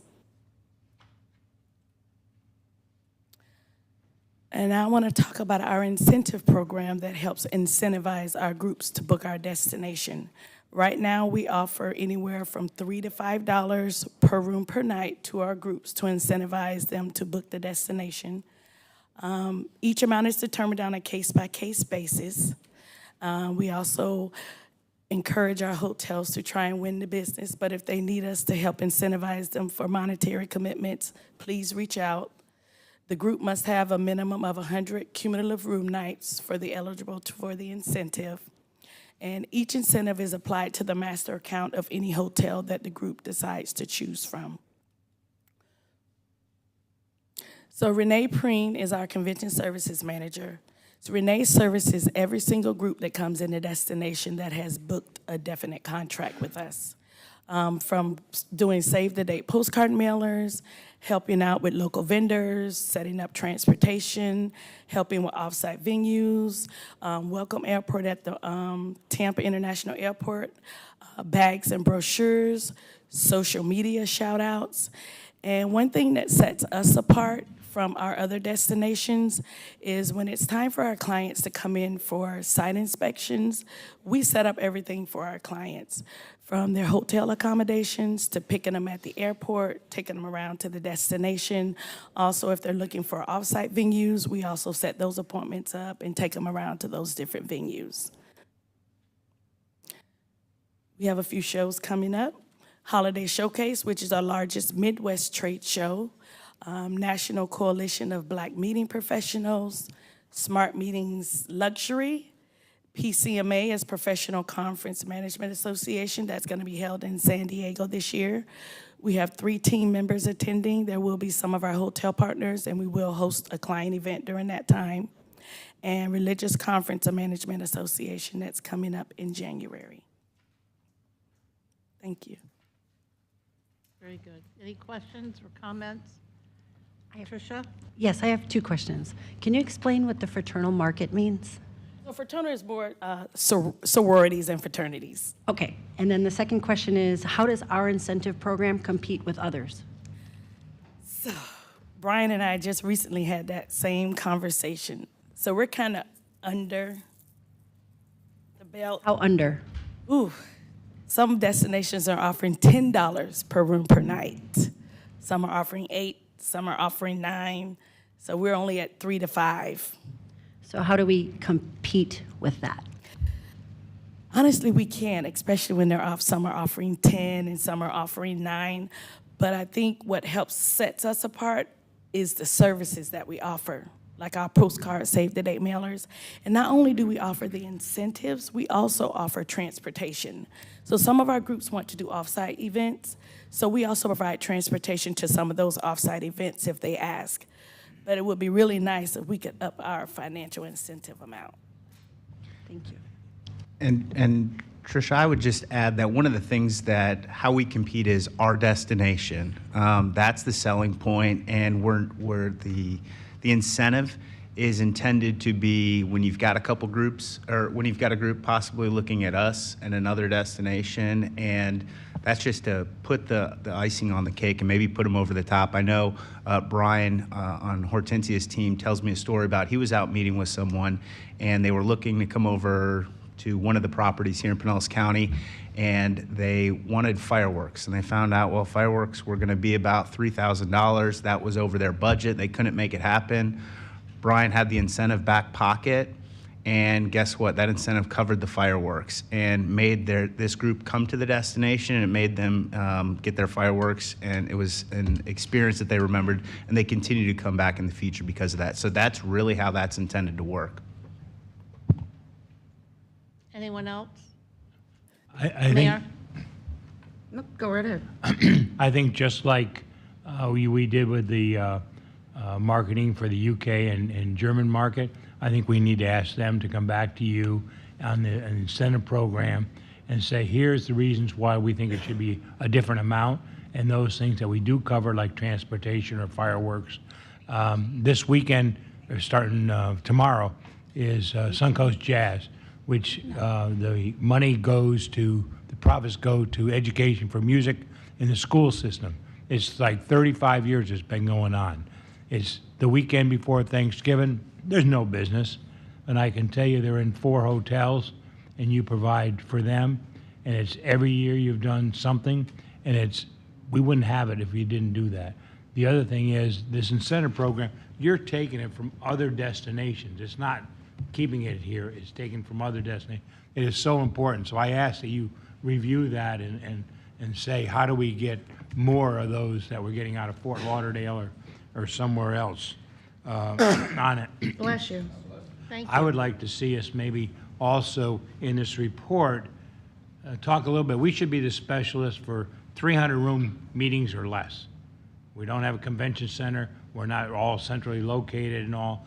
And I think we need to say, what else can we be doing for that specialty for 300 rooms or less up and down the beach and the hotels that are on inland also. So, and then what type of business meetings are we getting? What are the different breakdown other than just SMRF? Are we specialists in medical? Are we in incentives? What is our specialties? And I think that would help us to develop that business. There's a few new hotels going on in Clearwater Beach. They all got more meeting room than ever. So we need to find more meetings so we're not sharing them among ourselves, but bigger meetings. So, That's Mr. a Kimball, we suggestion. are booking a lot of corporate and association business, but the medical meetings have recently started coming back. We received a lot of RFPs for medical meetings right now. And another program is the corporations and all that are in Pinellas County have meetings. Are we doing enough towards that, towards them? Tech Datas and Jables and those smaller companies that are moving in, are we doing enough to keep the meetings here, bring their people into Pinellas County? And I know some of them, they use Tampa Airport properties. We got to get them over the bridge on the other side. I think those are areas that incentives and all could help us too on it. Just suggestions. Mayor? Thank you, Madam Chair. Thank you for your presentation. I was thinking a lot of the same things that Russ was saying. I was also thinking, you know, I'm not out on Clearwater Beach or in downtown St. Pete. I'm in a smaller community, but there are, as you know, 24 cities, right? And I was looking at your incentive program guidelines, and the group must contract a minimum of 100 rooms. I think we might want to look at adjusting that or analyze what the return on investment might be with that, because there are boutique hotels around here that can do meetings, that can attract people to do that business. I mean, even if it's people in Tampa wanting to do a retreat for their annual strategic planning event, and they may just be doing one overnight, you know, a day in a big conference room and one overnight for 30 people. Everybody's trying to be frugal. We've got inflation and all of those things. And I mean, I've got the Fenway in my city. I can't imagine anybody wouldn't want to have a meeting there, but their space is limited. Very limited, as you know. I mean, we've been working with a developer in our city to get a new hotel in our downtown, actually two, but it's a long process. It could be decades before it happens at this point. But I do think that might be, you know, a thing, because I think there are other communities around that have that smaller number. So while you're looking at increasing your dollar per room or analyzing whether that's a good return on investment, I think we should look at the 100-room thing. And maybe it's just a small percentage of our business, but I think there's an opportunity there because those guys get nothing. Let's spread the love, right, across all of Pinellas County. And then one other question. The last bullet point on your incentive guideline, it says incentive requests should come from hotel or third party only. Client may not request or receive incentive. Who's the client? So sometimes with our third-party planners, they have an actual client, so they speak on behalf of the client. Oh, I see. But that part has kind of changed now, so I probably should have taken that bottom part out, because now when we're meeting with these planners face-to-face, the actual planner of that corporation or that association, They are the client. Yep, we are Directly. offering them that incentive, so they can now ask us, and we can offer it if it's it is available, but we will offer the incentives to everybody. Well, and I know we've talked about the number of rooms we have, and we're monitoring that, and the new ones coming online. And it would be interesting at some point to understand how many rooms we need across Pinellas County. But I think that having these smaller venues, 5 or 6 years ago, I brought a hotel developer to this organization so that they would understand what the criteria was to get that assistance. So when they designed and built their hotel, they understood it. But the smaller guys could use that same type of package. And if we really want to, as you know, we're really built out, right? So if we really want to get more hotel rooms we have to look at the smaller ones and to encourage them. It's just, and I mean, that's not all tourism related, it's economic development, but how do you get that person to really want to take that risk if they don't know these programs are out there or that they can access them? So it's just a thought. Thank you. Commissioner Gertis? I would agree. I think both on the bottom and the top, we need to look at not just kind of the sweet spot in the middle of what is going well, but I think we need to look at what we're missing on top we don't have a convention center. Hopefully we'll have a convention center soon. I say that selfishly in St. Petersburg, obviously. And then what we're missing on the bottom. I mean, my organization, we go to Treasure Island every year. I think it's probably in the 50-room range over two nights. Where we bring people from Hillsborough County, Sarasota County, Pinellas County, across the board. So it would be interesting to see kind of like where we're missing just above us and where we're missing just below us. And maybe it's a tiered system. Maybe we come up with something like that. But it'd be interesting to see, I think, all three of those, really, the sweet spot and then where we're just missing. So I would echo. Thank you, Chair. You're welcome. Clyde? Yes. I'd like to compliment Hortensia. She knows my wife is owner of a meeting planning company, just finished 500 room nights at the Wyndham. Shout out to them. It's one of the best meetings they've had. And they're very space intensive, and very patiently they walked Maria through all the different options where they would fit. And the Wyndham Grand is the one that ended up getting it. But she also does 12-room groups, 15-room groups. So again, all different ranges, and you're very helpful for her. And she works with many other CVBs and is always complimentary towards ours of how accommodating they are, much more than some of the larger cities. So thank you. Okay. And before she sits down, I hear the comments coming from the TDC. I recognize this. The team recognizes this. As we bring on the VP of Business Development, not only are they going to be analyzing the meetings incentive program, but across the board, the different incentives. We have many incentives that we have throughout the organization in the different departments, whether it's sports, film. We're already starting to work at some of those. But the meetings team, they're one of our departments that has been without there is no director of the department. Hortensia has stepped up and taken on additional duties, responsibilities. But they've really they're out on pounding the pavement, really. They're out there throughout the country at these shows every week, taking meetings, doing client calls. So we're waiting until we get that VP of Business Development on to do that. I can't task them with redoing their incentive program now, but help is on the way. And they've been doing this all short without a director and down one the past couple months. So I just want to shout out to Hortensia and the entire team over at meetings. Okay. Thank you, Hortensia. Thank you. Next, we are on destination metrics with Eddie Kirsch. Eddie? Madam Chair, as Eddie makes his way to the podium to give one of the quickest destination metrics updates you guys will hear, I do want to steal his thunder a little bit. One of the things that he's going to talk to is today we're happy to announce we have received our September tourist development tax collection numbers, and fiscal year 2023 is we set a new record with more than $98 million in tourist development tax collections. So I'm extremely proud of the entire destination, Visit St. Pete Clearwater staff, the Tourist Development Council, the Board of County Commissioners, and especially our hoteliers and all of our attractions, our partners throughout the community, and even our residents for hosting our visitors when they come. It's a team effort. Today's a great day. We'll be announcing this, and thanks for letting me steal your thunder, Eddie. Absolutely. We had a great year, and that was much in part thanks to a very strong winter season, a little bit of a boost from last fall, actually.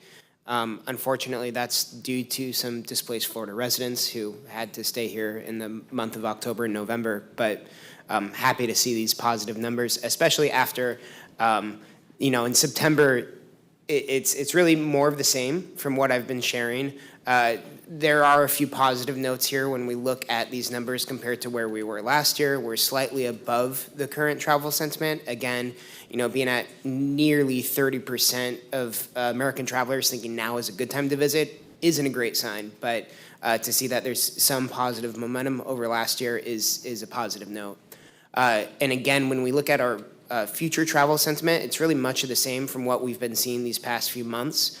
But as a whole, we're doing better than we were last year by about 5.5 percentage points when September's 2022 survey was.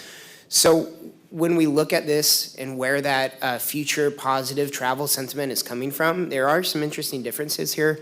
We do see Gen Z and Millennial being more positive than a little bit of the older generations. We also see people residing in large urban cities as another place where there's financial optimism.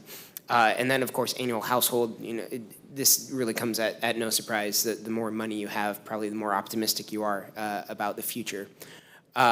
This is a stubborn number. So, over the 2-year average, we have about a $4,000 travel budget for those surveyed. And we really haven't seen this do too much in the past few months.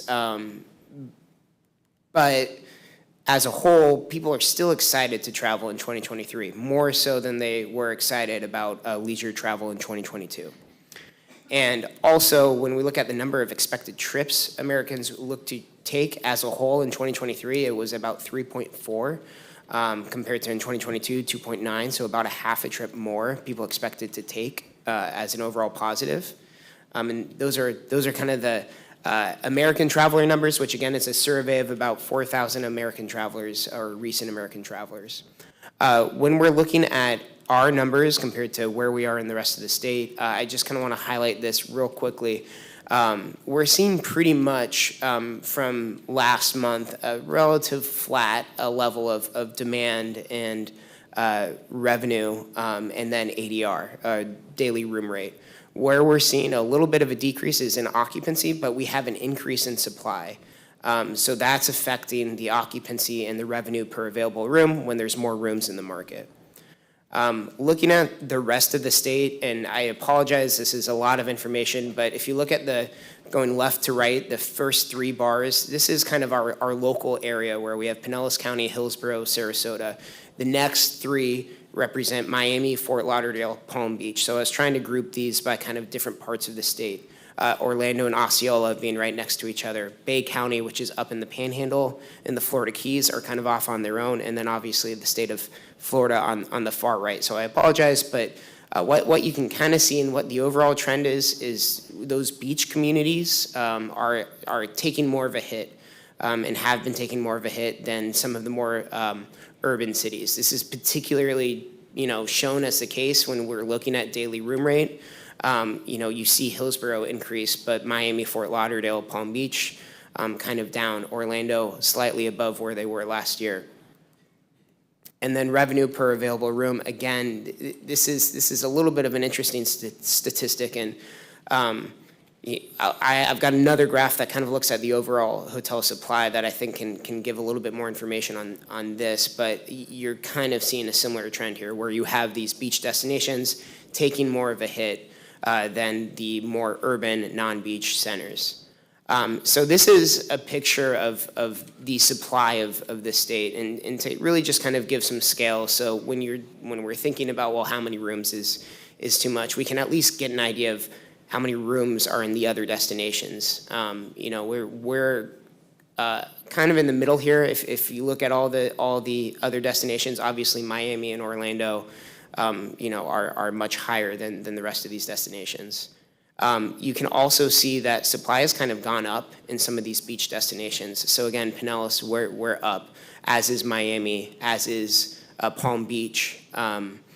Bay County has grown quite a bit in the past year. So again, these are kind of beach destinations that all kind of fit a similar trend. And then when we're looking at kind of what the change in demand and revenue is, I think this is interesting too. We're pretty much at this level balance And in our local destination, Hillsborough is up, but that beach community that is Sarasota, Bradenton, a little bit more leisure beach is down.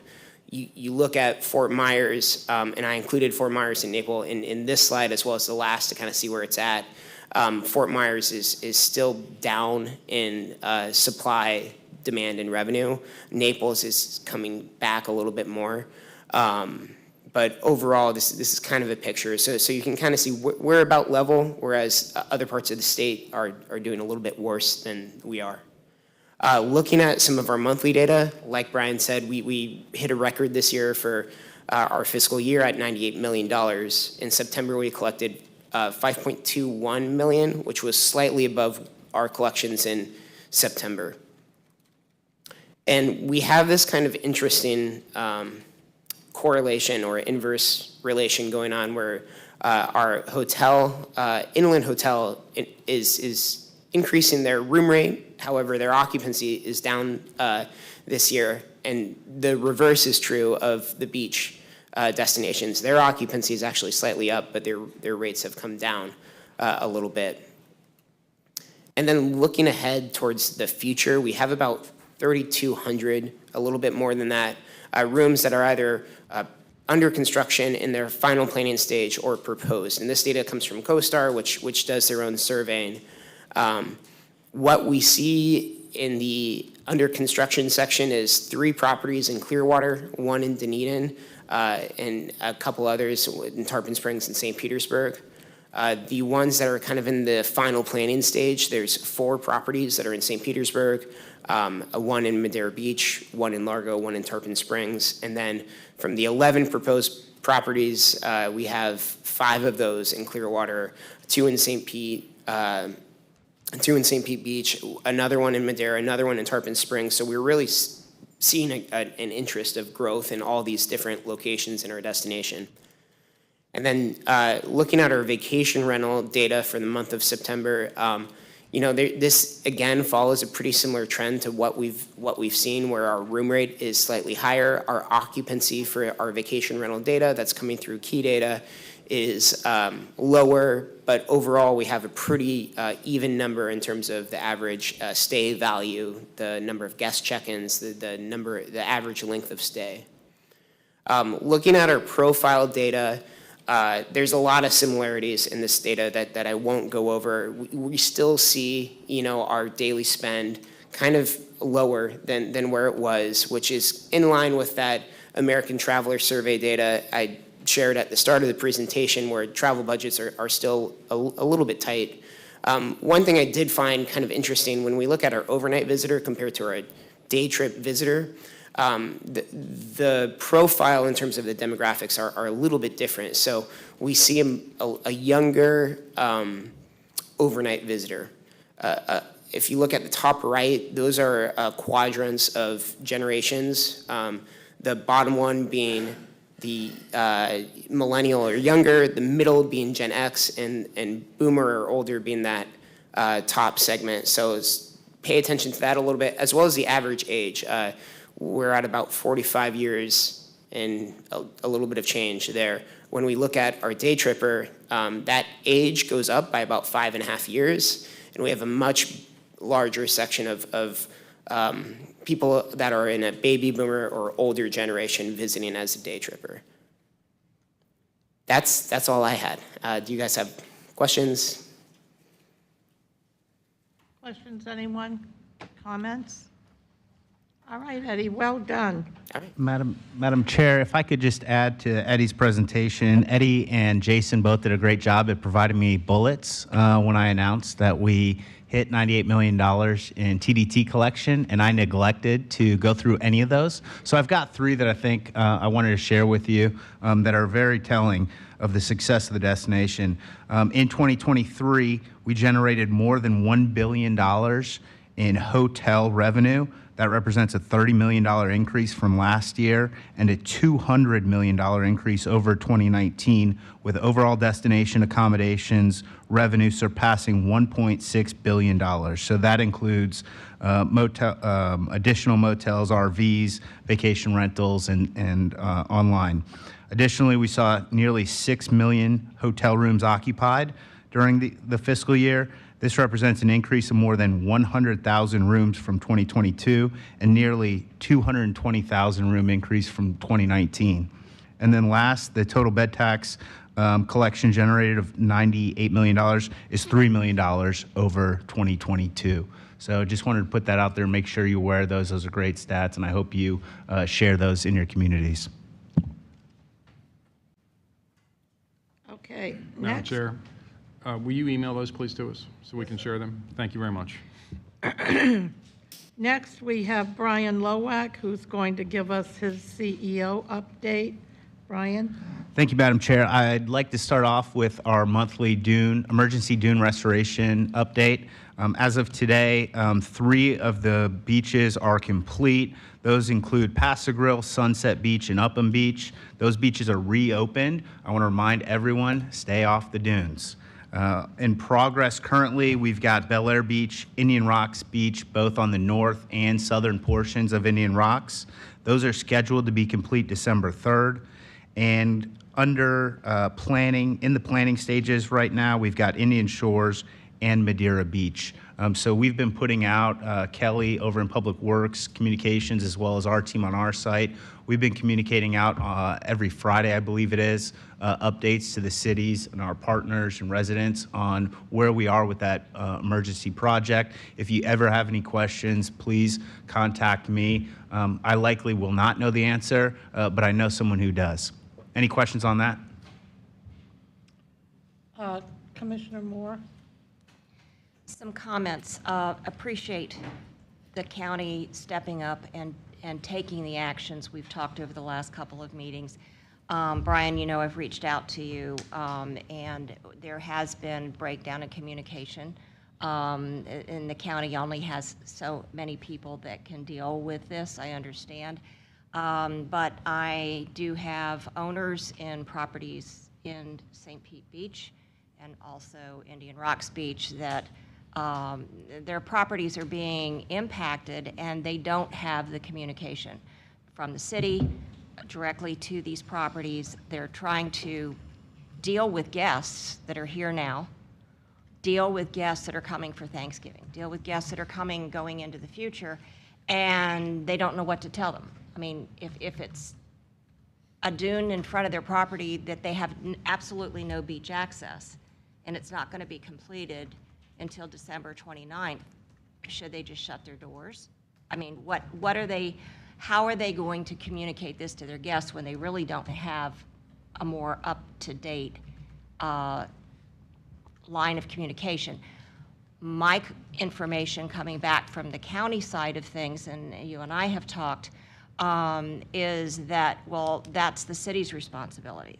So this, you know, this is a breakdown, and I've got properties that are being directly affected that we've asked the county team to come out because we have suddenly, without any notice, a dune, a berm, 10 feet high in front of a property that blocks the beach access. It's going to be permanent.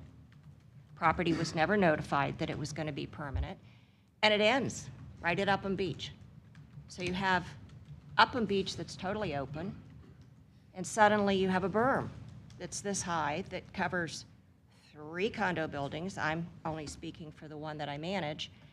And the owners in that property have asked, could someone please come out and explain to us the engineering impact of why you have a dune that drops off at the volleyball court and Upham Beach is totally open? What's the purpose of this dune? How's it going to impact? And then their latest question, which was sent over, what about the impact of the turtle nesting?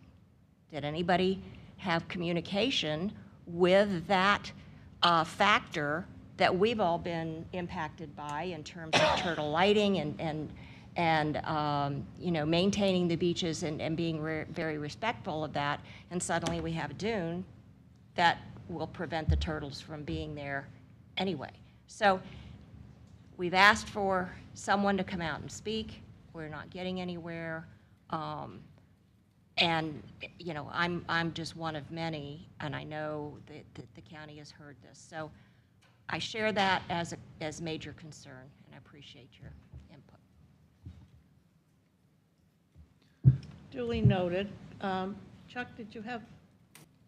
Yes, thank you, Madam Chair. So the Army Corps of Engineers has said we won't do it. Legally, we can't do it. And all their arguments why they just won't help us. So we step in and write the check and do it ourselves. Why can we do it? This is a legal question. Why can we go on people's property and do it and the Army Corps says we can't? Well, that's actually a simple answer because the core issue here with the Army Corps is their easement policy, and they're requesting and requiring from us the acquisition of 100% of public access easements in perpetuity, and residents are saying no. What the county has done is created our own easement language because this is 100% funded by the county. It's our project, and the Army Corps is not a funding source for this. We've created our own easements that are temporary construction easements, and people are fine with those. When they know that we're asking for permission to go on and construct a project on their property and giving us access to do that, and then we leave and that easement expires, people are okay with that. But what the Army Corps is requesting, if they're going to participate, is that that's a public access easement with language that they don't like that never ends. So that's the difference. Thank you. That makes perfect sense. But in the world that we live in today, it seems like there's going to be that one holdout, one condo owner that says, I don't care what, I'm not signing anything. So you're saying you've got 100% approval with every homeowner that you went in front of their property, which is great. I'm thrilled to hear it if if the answer is yes. Yeah, and I don't want to represent it that the county received 100% approval from 100% of the property owners that they requested easements on, but they're only doing it where they received easements. And the difference between us and the Army Corps is we have flexibility to only construct a project where we get an easement and we can skip projects and whatnot. And my guess is that's probably what's happened over in. If they're skipping the beach that is owned by the city of St. Pete Beach. And so it doesn't, that's what I'm saying, that there needs to be better communication because it's not making sense. And yes, giving kudos to the county, their temporary easement was an easy sell for those of us who needed to go to condo associations and buildings and properties and so forth. So that part of it was well handled and they could get the job done versus the other easement. So that's understandable, but it doesn't correlate to that particular property, no. So to conclude, our language works for the most part with homeowners. The federal government's doesn't. Madam Chair, is there any hope of negotiating this? We've heard possibility and little rumors and innuendos, but where really are we on trying to weaken the Army and make this work? I don't know. I'm happy to find out before our next meeting, but I know that, excuse me, Kelly did take another trip to Washington, D.C. to try to negotiate with staff. And again, we were in London all last week, so I have had no chance to get with her and get an update, but I will.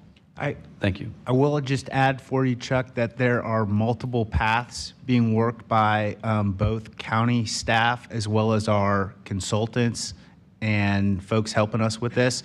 There's the legislative path where in the House we do have language from our local representative that simply says it's for the WRDA 2024 reauthorization. It simply says the Army Corps cannot require perpetual public access easements to complete a shore protection project. So that's passed the House in WRDA. Now it moves over to the Senate, and both of our senators from the state of Florida have sponsored that language. So that's one route. That wouldn't be into effect until 2024. Additionally, last year's, 2022's WRDA bill, our senators got language in there that required the Army Corps of Engineers to report, evaluate, and present a report to Congress by December of this year on their perpetual easement policy for these projects. So we do have folks working directly with the Assistant Secretary of the Army's office on providing our feedback and input and making sure that that's included in that report that goes to Congress, I believe, next month. So there's multiple routes going. If any of them work, I cannot tell you that, but we're doing everything we can. I applaud the county, the staff. This has been a Herculean effort to try to move a mountain, and you've done everything you can, so I just want to thank you. Anyone else? Yes. Mayor Gaddis? I'd like to echo your concerns. I think the problem that most property owners are having is that they signed on to something that they weren't expecting. So a 10-foot high dune it's huge. I personally don't have a problem with it because it's not in front of my home, but what I'm hearing from property owners, condo owners, is that once you get this dune, you can't get on the beach. You're not allowed to carve out your trail that you had that would take you right out of your, through your seawall or over your seawall onto the beach. Beyond that, because there's no sand between the Gulf and the dune, at high tide, we actually now have a dangerous situation because suddenly you're in 8, 6, 10 feet of water that you're not expecting, because most people, whenever they access the beach, they're expecting it to be a gradual drop down, and it's quite dramatic. So I think it is in the county's best interest to be very forthcoming with this information that this is what you're getting, and maybe even consider not going so high on the dune. I'm all for the protection, but I don't think in the history of our county we've ever had a dune that high. I could be wrong, but it almost looks like it's overkill. Now, if you'd like to take some of that and make us a beach with it, that would be awesome, because it looks like we have more than enough sand to do both with what's piled up right now. So that's my 2 cents on that.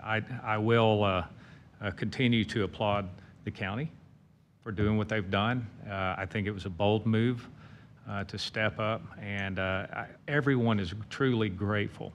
I just, it wouldn't be right if I didn't express the concerns that I'm hearing from our citizens. Anything else? Brian? Thank you, Madam Chair. Next, I just wanted to go over and what I'm looking for here on the proposed Visit St. Pete Clearwater marketing meetings. This is something that I talked to you all about in the past. I heard that, we needed to engage our marketing professionals, private sector marketing professionals, our partners in the destination. We need a second set of eyes looking at what we're doing in marketing and making sure that our strategy is in synergy with our partners and we're all rowing in the same direction as far as our marketing plans go. So this proposal that you have, that we're recommending moving forward with, and I am just looking for any input that you have on this. Really, this would be a quarterly meeting with marketing professionals from the different categories that you see outlined here: hospitality and accommodations, restaurants and dining, attractions and entertainment, transportation, cultural and arts organizations, and environmental and sustainability experts. Those are what we think would be good additions to include in our in these marketing meetings, and we'd like to invite them to attend. I'm happy to take any feedback that you all have, incorporate that. If there is none and you give me the thumbs up, we will start implementing these quarterly meetings after the new year. Chair. Councilor Gertis? Thank you, Chair. I really like this list, Brian. If it's going to be an open invite, I might include the municipalities' marketing teams. And it just might be something that maybe either they can provide feedback, or at least our marketing team knows kind of what's going on at Visit St. Pete Clearwater, and maybe we can, on the reciprocal side, include some of that as well. That would be the only feedback I'd have. Thank you. Well, to that point, Counselor, keep in mind there's 24 municipalities in this county, and not all of them are impacted, by tourism. They don't all have beaches, they don't all have hotels. So you might want to think about fine-tuning that recommendation a little bit, so when you do ask the municipalities, you're not including 24 different mayors. I was being broad on purpose, so not to be selfish, but I mean, obviously, I would prefer St. Pete marketing to be included in that conversation, but I was trying to be broad on purpose. I'll let Brian fine-tune it. Yeah. We'll let Brian fine-tune it. What I would just have, the comment I would have for that is that I intentionally wanted to make this focused at the private sector. So you notice there weren't, we don't have any government folks on here, but I will tell you, both our PR team, our marketing team, we're in close communication with certainly the team at City of St. Petersburg, but with other municipal marketing teams as well. So we'll continue to engage them. Okay. I think she had her. Just to follow that comment, I don't see this as being a mayor. I think it's the people that are directly involved in marketing, and many of those 24 cities don't have a team, as Clearwater has marketing people and St. Pete has marketing people that would be professionals in that field. So I don't think we have to worry about some of the smaller not worry. Some of the smaller communities wouldn't have the skin in the game to have a representative there. But the private sector is where you're drawing from, and I just wanted to comment that I'm looking forward to seeing that and the contributions that's going to make for us as the Tourist Development Council overall, but thank you for spearheading that. Brian, next. Chuck, I'm sorry, I didn't see your. That's all right, and I think Russ has a question too. But how big do you see this committee being? I see there's 6 categories. Is it one per category? Is it? I mean, some are certainly bigger than others. Restaurateurs, there's so many. Yeah, I started thinking in my head, and when I approached staff with this idea, I think we were, is it 5 to 7 people? Is it 10 to 15 people? We certainly don't want it to be 50 people. So I know there's 6 areas represented. I think when you look at these categories, there's multiple folks that could represent each, that could attend from each category. When I look at hospitality and accommodation, certainly there's large hotels and they have marketing teams, and there's smaller properties that have marketing teams. And I know their messaging and their interests may differ, so I want to make sure that we provide the opportunity to both. And then on the restaurants and these other attractions, museums, arts, culture, I know there's a diverse array of folks out there. So we're not capping. It's not my proposal to cap this at a certain number, say we need X number of people. These are the 6 categories, and our team will work to reach out and invite folks from these categories to attend and participate. Thank you. That was the same question I had. And then also added on top, you'd have the whole county. How do I get representation from South County, North County, East and West? So that was the question I was going to ask. We're very cognizant of that.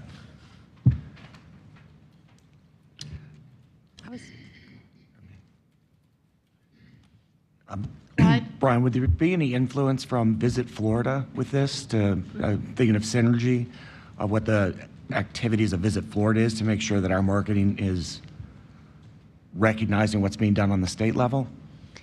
Yes, what that looks like, I can't tell you, but I will tell you, I'm looking in the audience at both Katie and Carmen, and I know that they have a great relationship with Visit Florida and their marketing folks, and so we do make sure that we keep close eye on what they're doing to make sure that we're in alignment.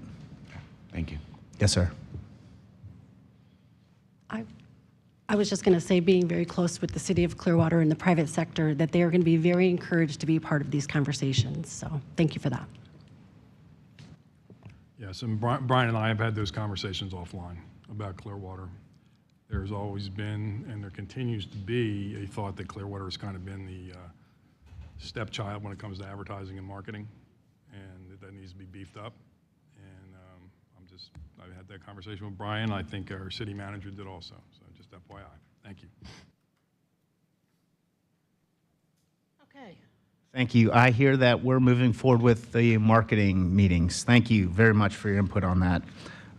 The last thing I wanted to touch on here, second to last thing, is just to provide, I know we had been talking the last few months about, different models for the TDC as well as the CVB. So I wanted to make sure that I was actually we were asked by the County Commission to provide an overview, high-level overview of the history of the CVB and the TDC. So looking back at historical documents, and actually I can't take credit for it. Terry is the one who helped me find all this. But you have in front of you just a very high-level overview of from when, in 1978, when the BCC passed resolution to establish the original 2% tourist development tax, as well as the TDC and the TDC plan. At that time, they had a staff of 3 county employees that did everything except advertising and research. Discover Florida Suncoast, they were established by the business community, and they advised the TDC on tourism programs. Then down in sometime between 78 and 81, the clerk of the court and or the county attorney said county staff cannot do sales functions. So in 81, Discover Florida Suncoast was established as a nonprofit corporation, and the TDC contracted with Discover Florida Suncoast to perform those sales functions that county staff could not perform.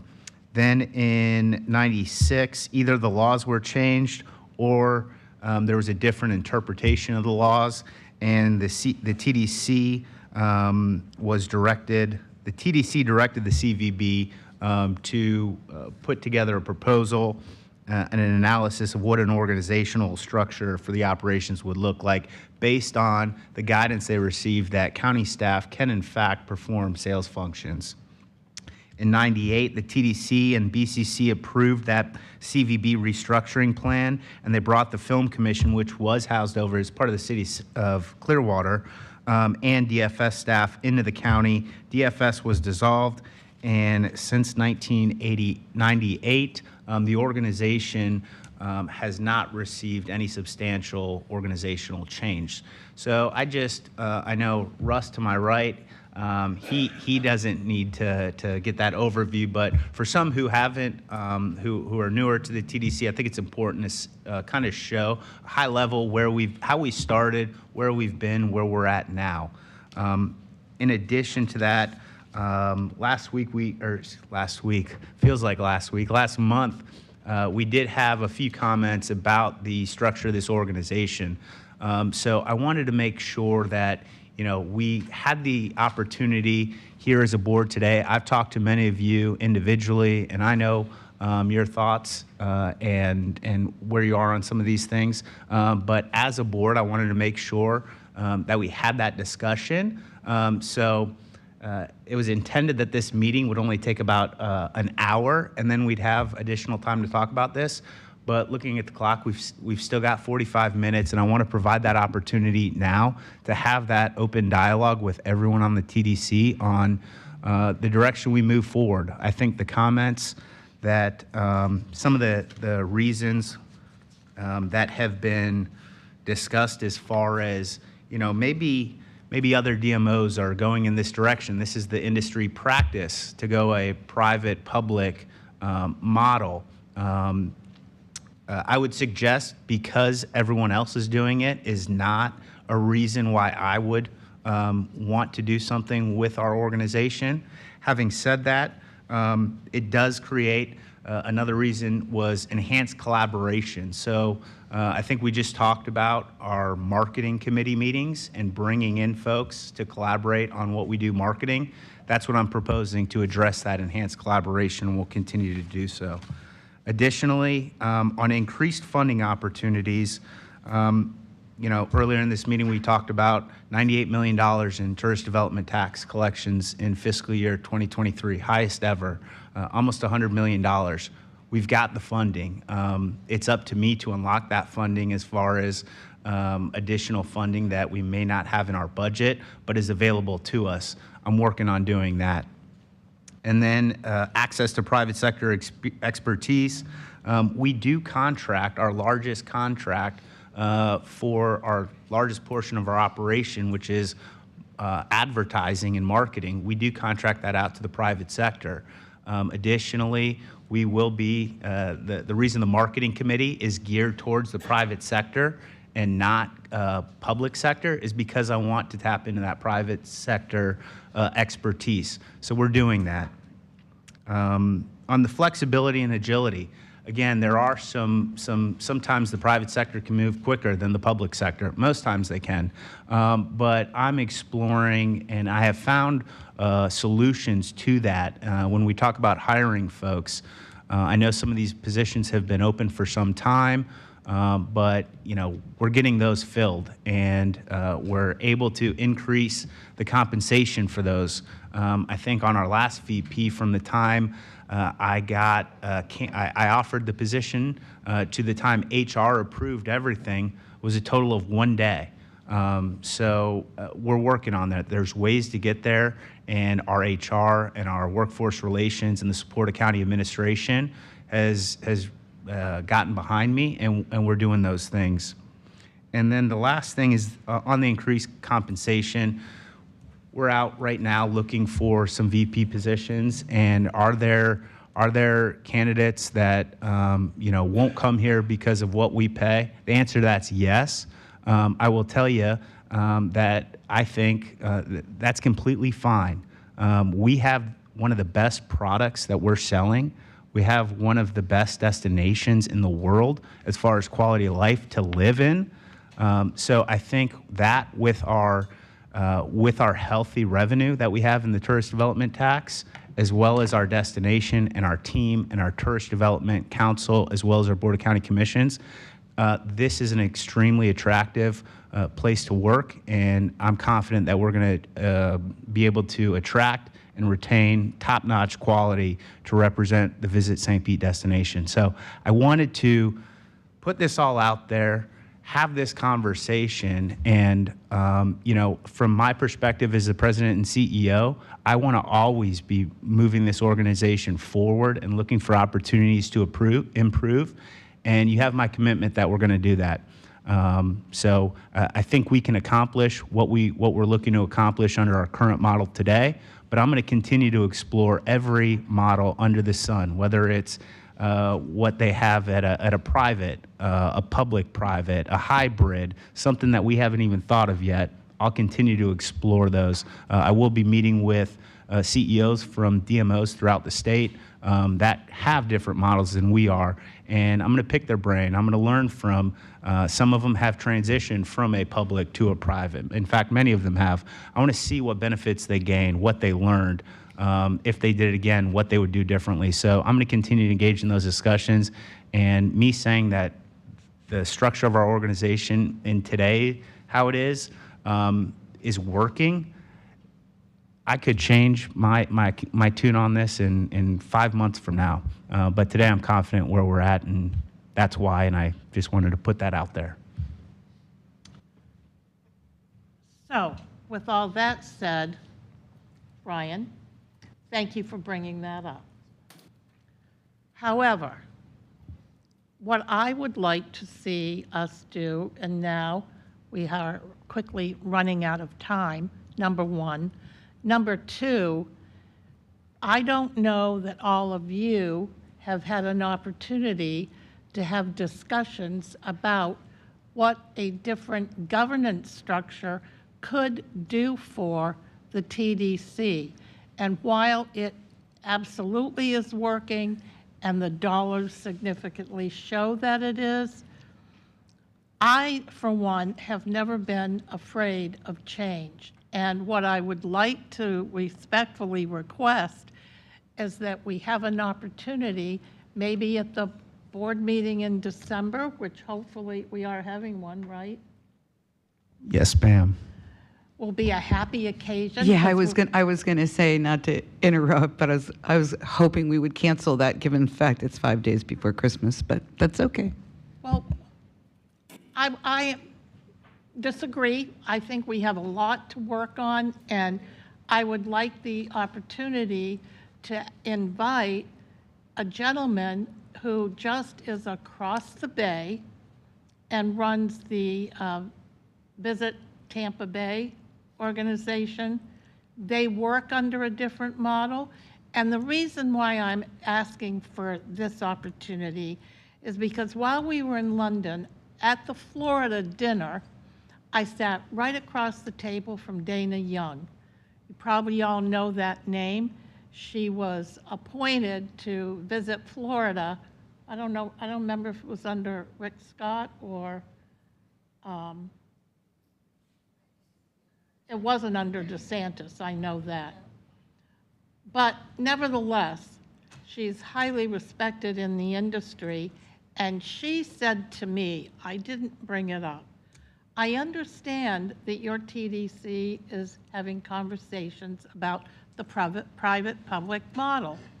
And I said to her, well, I would like to have that conversation, but we haven't had it on our agenda as of yet.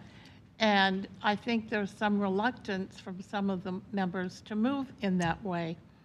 And she said it would be irresponsible not to have a fully vetted conversation about the difference, the pros and the cons, and why so many other destination marketing organizations are moving towards that model.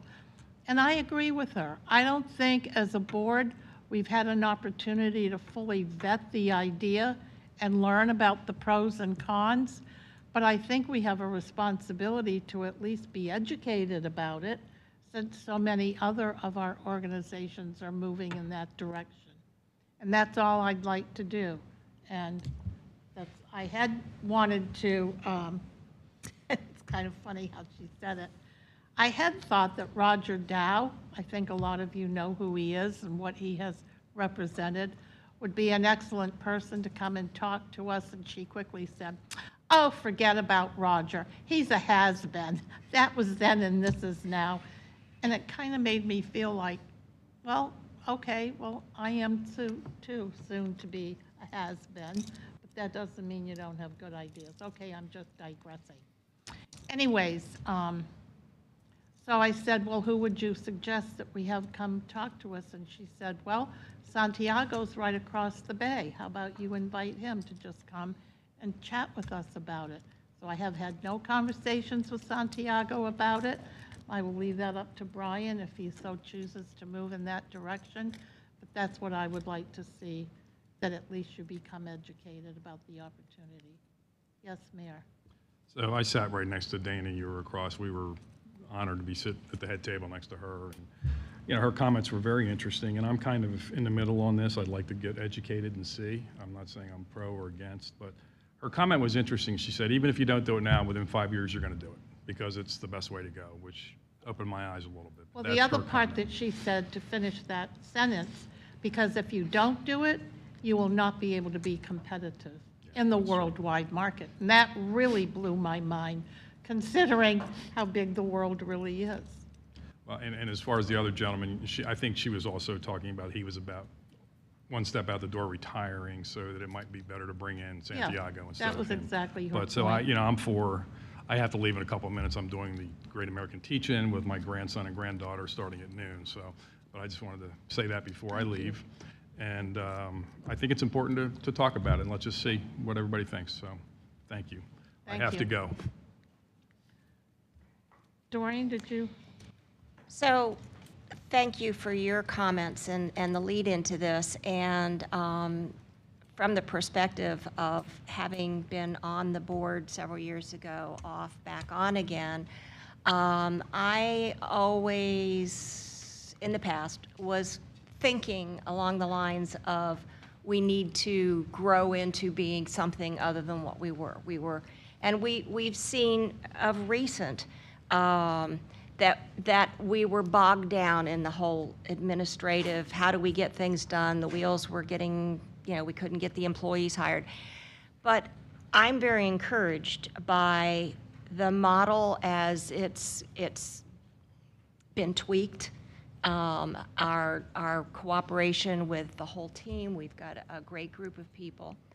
And hearing Brian's comments about having the DMO meeting, I don't know when that's proposed, that you could get together with these other DMO to get their input. It seems to me, and this is just respectfully submitting, that maybe December is kind of too soon, holidays and so forth. If we had the input back from what you find from the other DMOs, certainly, Santiago's perspective would be valuable. There's others, knowing that we had DT, and he has gone to a more private, public, I don't even know if it's public-private. I think it may be private. It is private. So there are things that I think we can assimilate, and then even incorporating the marketing committee. Those are professionals that, again, it's going to lend help to us on the TDC. One of the things, though, that I think that's also been particularly helpful are the one-on-one meetings with Brian. We have missing members here today that I know would very much have comments to your idea of having this open discussion. And as Dana Young said, we would be remiss for not doing it. And I know that those individuals that aren't here, as we did, had the opportunity with Brian to share their concerns and thoughts and comments one-on-one. And so, that's an opportunity. So maybe it would be just premature to jump in for December if we could assimilate some of this and maybe do it after the first of the year with a month or two under our belt is my suggestion. But thank you for bringing it forward. Anyone else? Chuck? Thank you, Chairman. There are many facts that we're just not aware of. We can discuss it, but for instance, the DMO organization, as the state of Florida, put out some talking points. They put out some facts, and they were comparing CVB, their working model, as well as another one. I think it would benefit all of us if we could get educated with the different types, pros and cons, and even in their outlining piece that they put out, they didn't say we're the best, we're the greatest, we just are, and here's one way to do it. CVB is another way to do it. I think it'd be great if we could have that as a presentation by Brian and his team, just so we can get educated and then have a discussion whether we agree or disagree with those points. Thank you. Anyone else?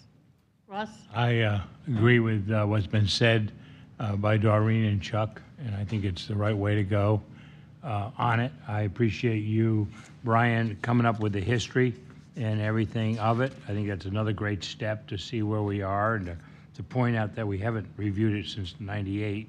I think that's a good point.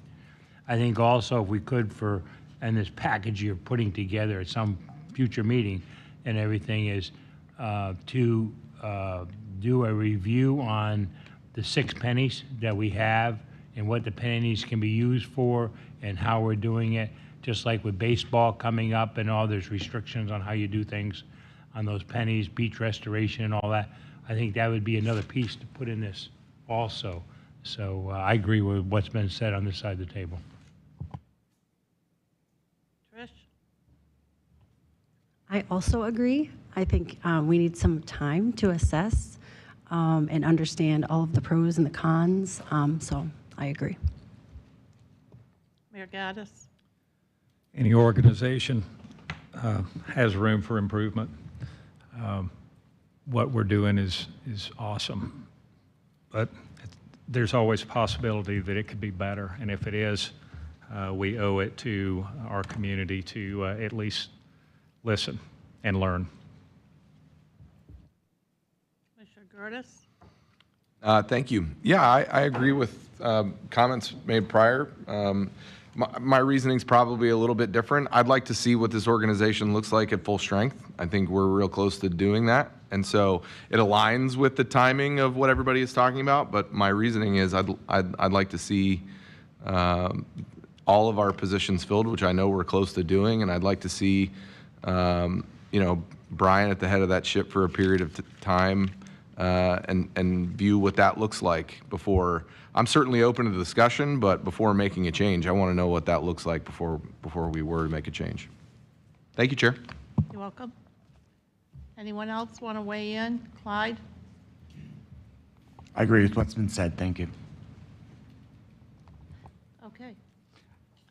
And Madam Chair, I've got my marching orders, and I look forward to exploring these potential future opportunities more in depth. I really need to talk to people, professionals, get their take on it, learn more about it. At the end of the day, it's not changing the world. What the difference is, it's simply going to a different governing body and having a contract with the county to do the same work.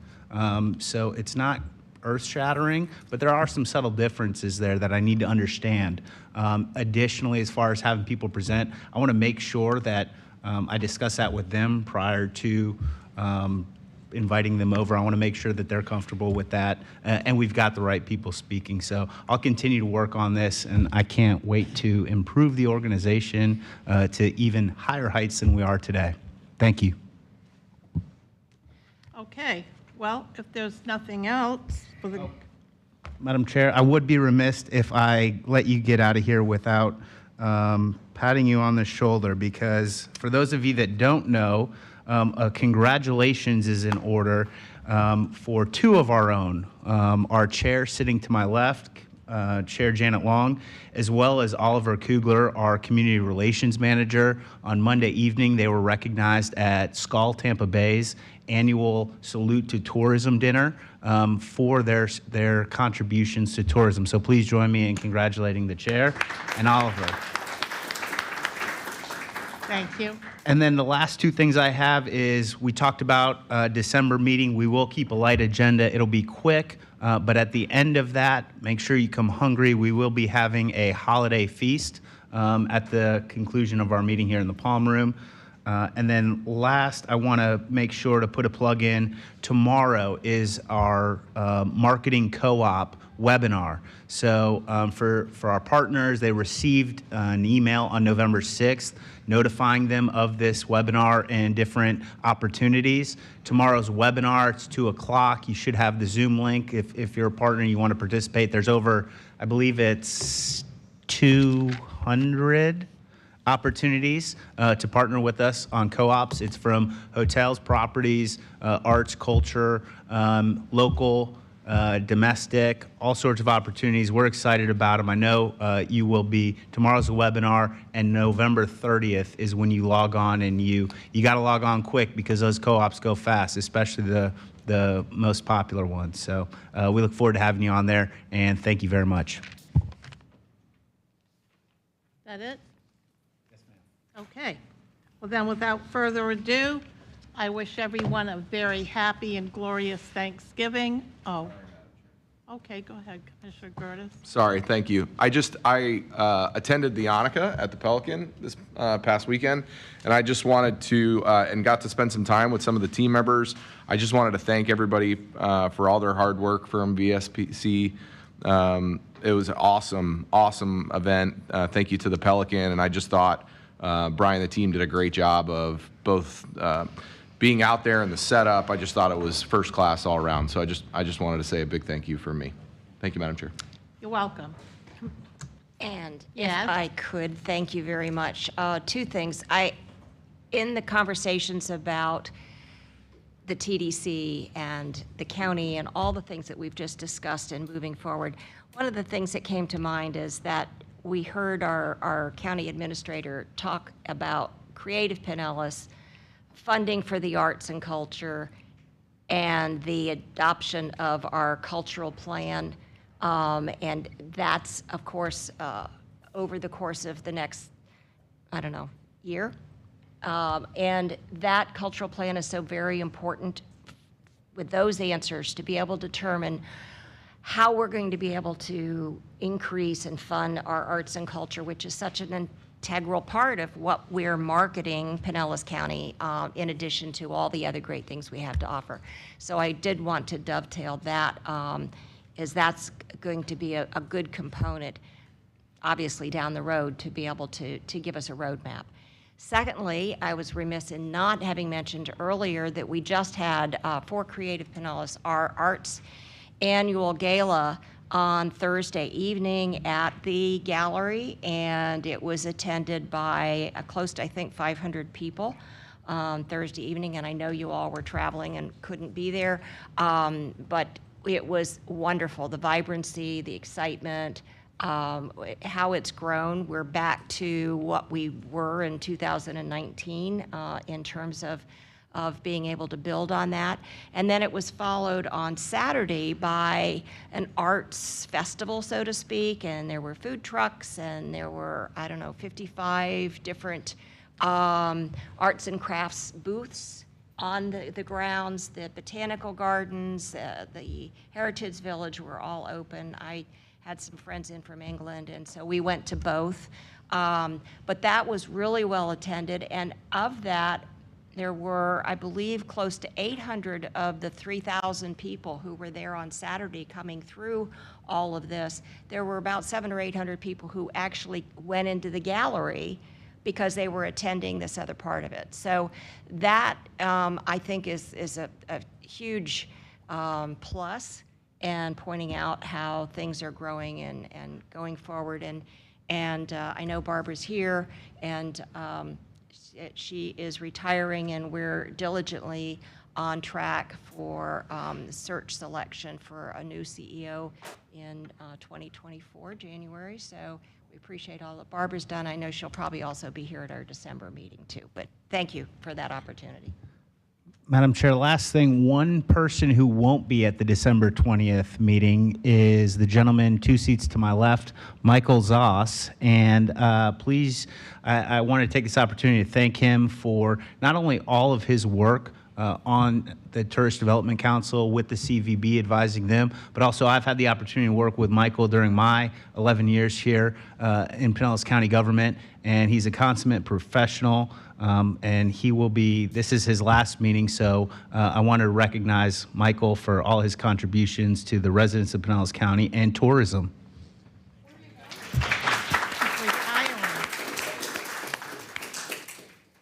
I'm going to spend 3 months getting into shape, and then I'm going to figure out what I'm going to do next.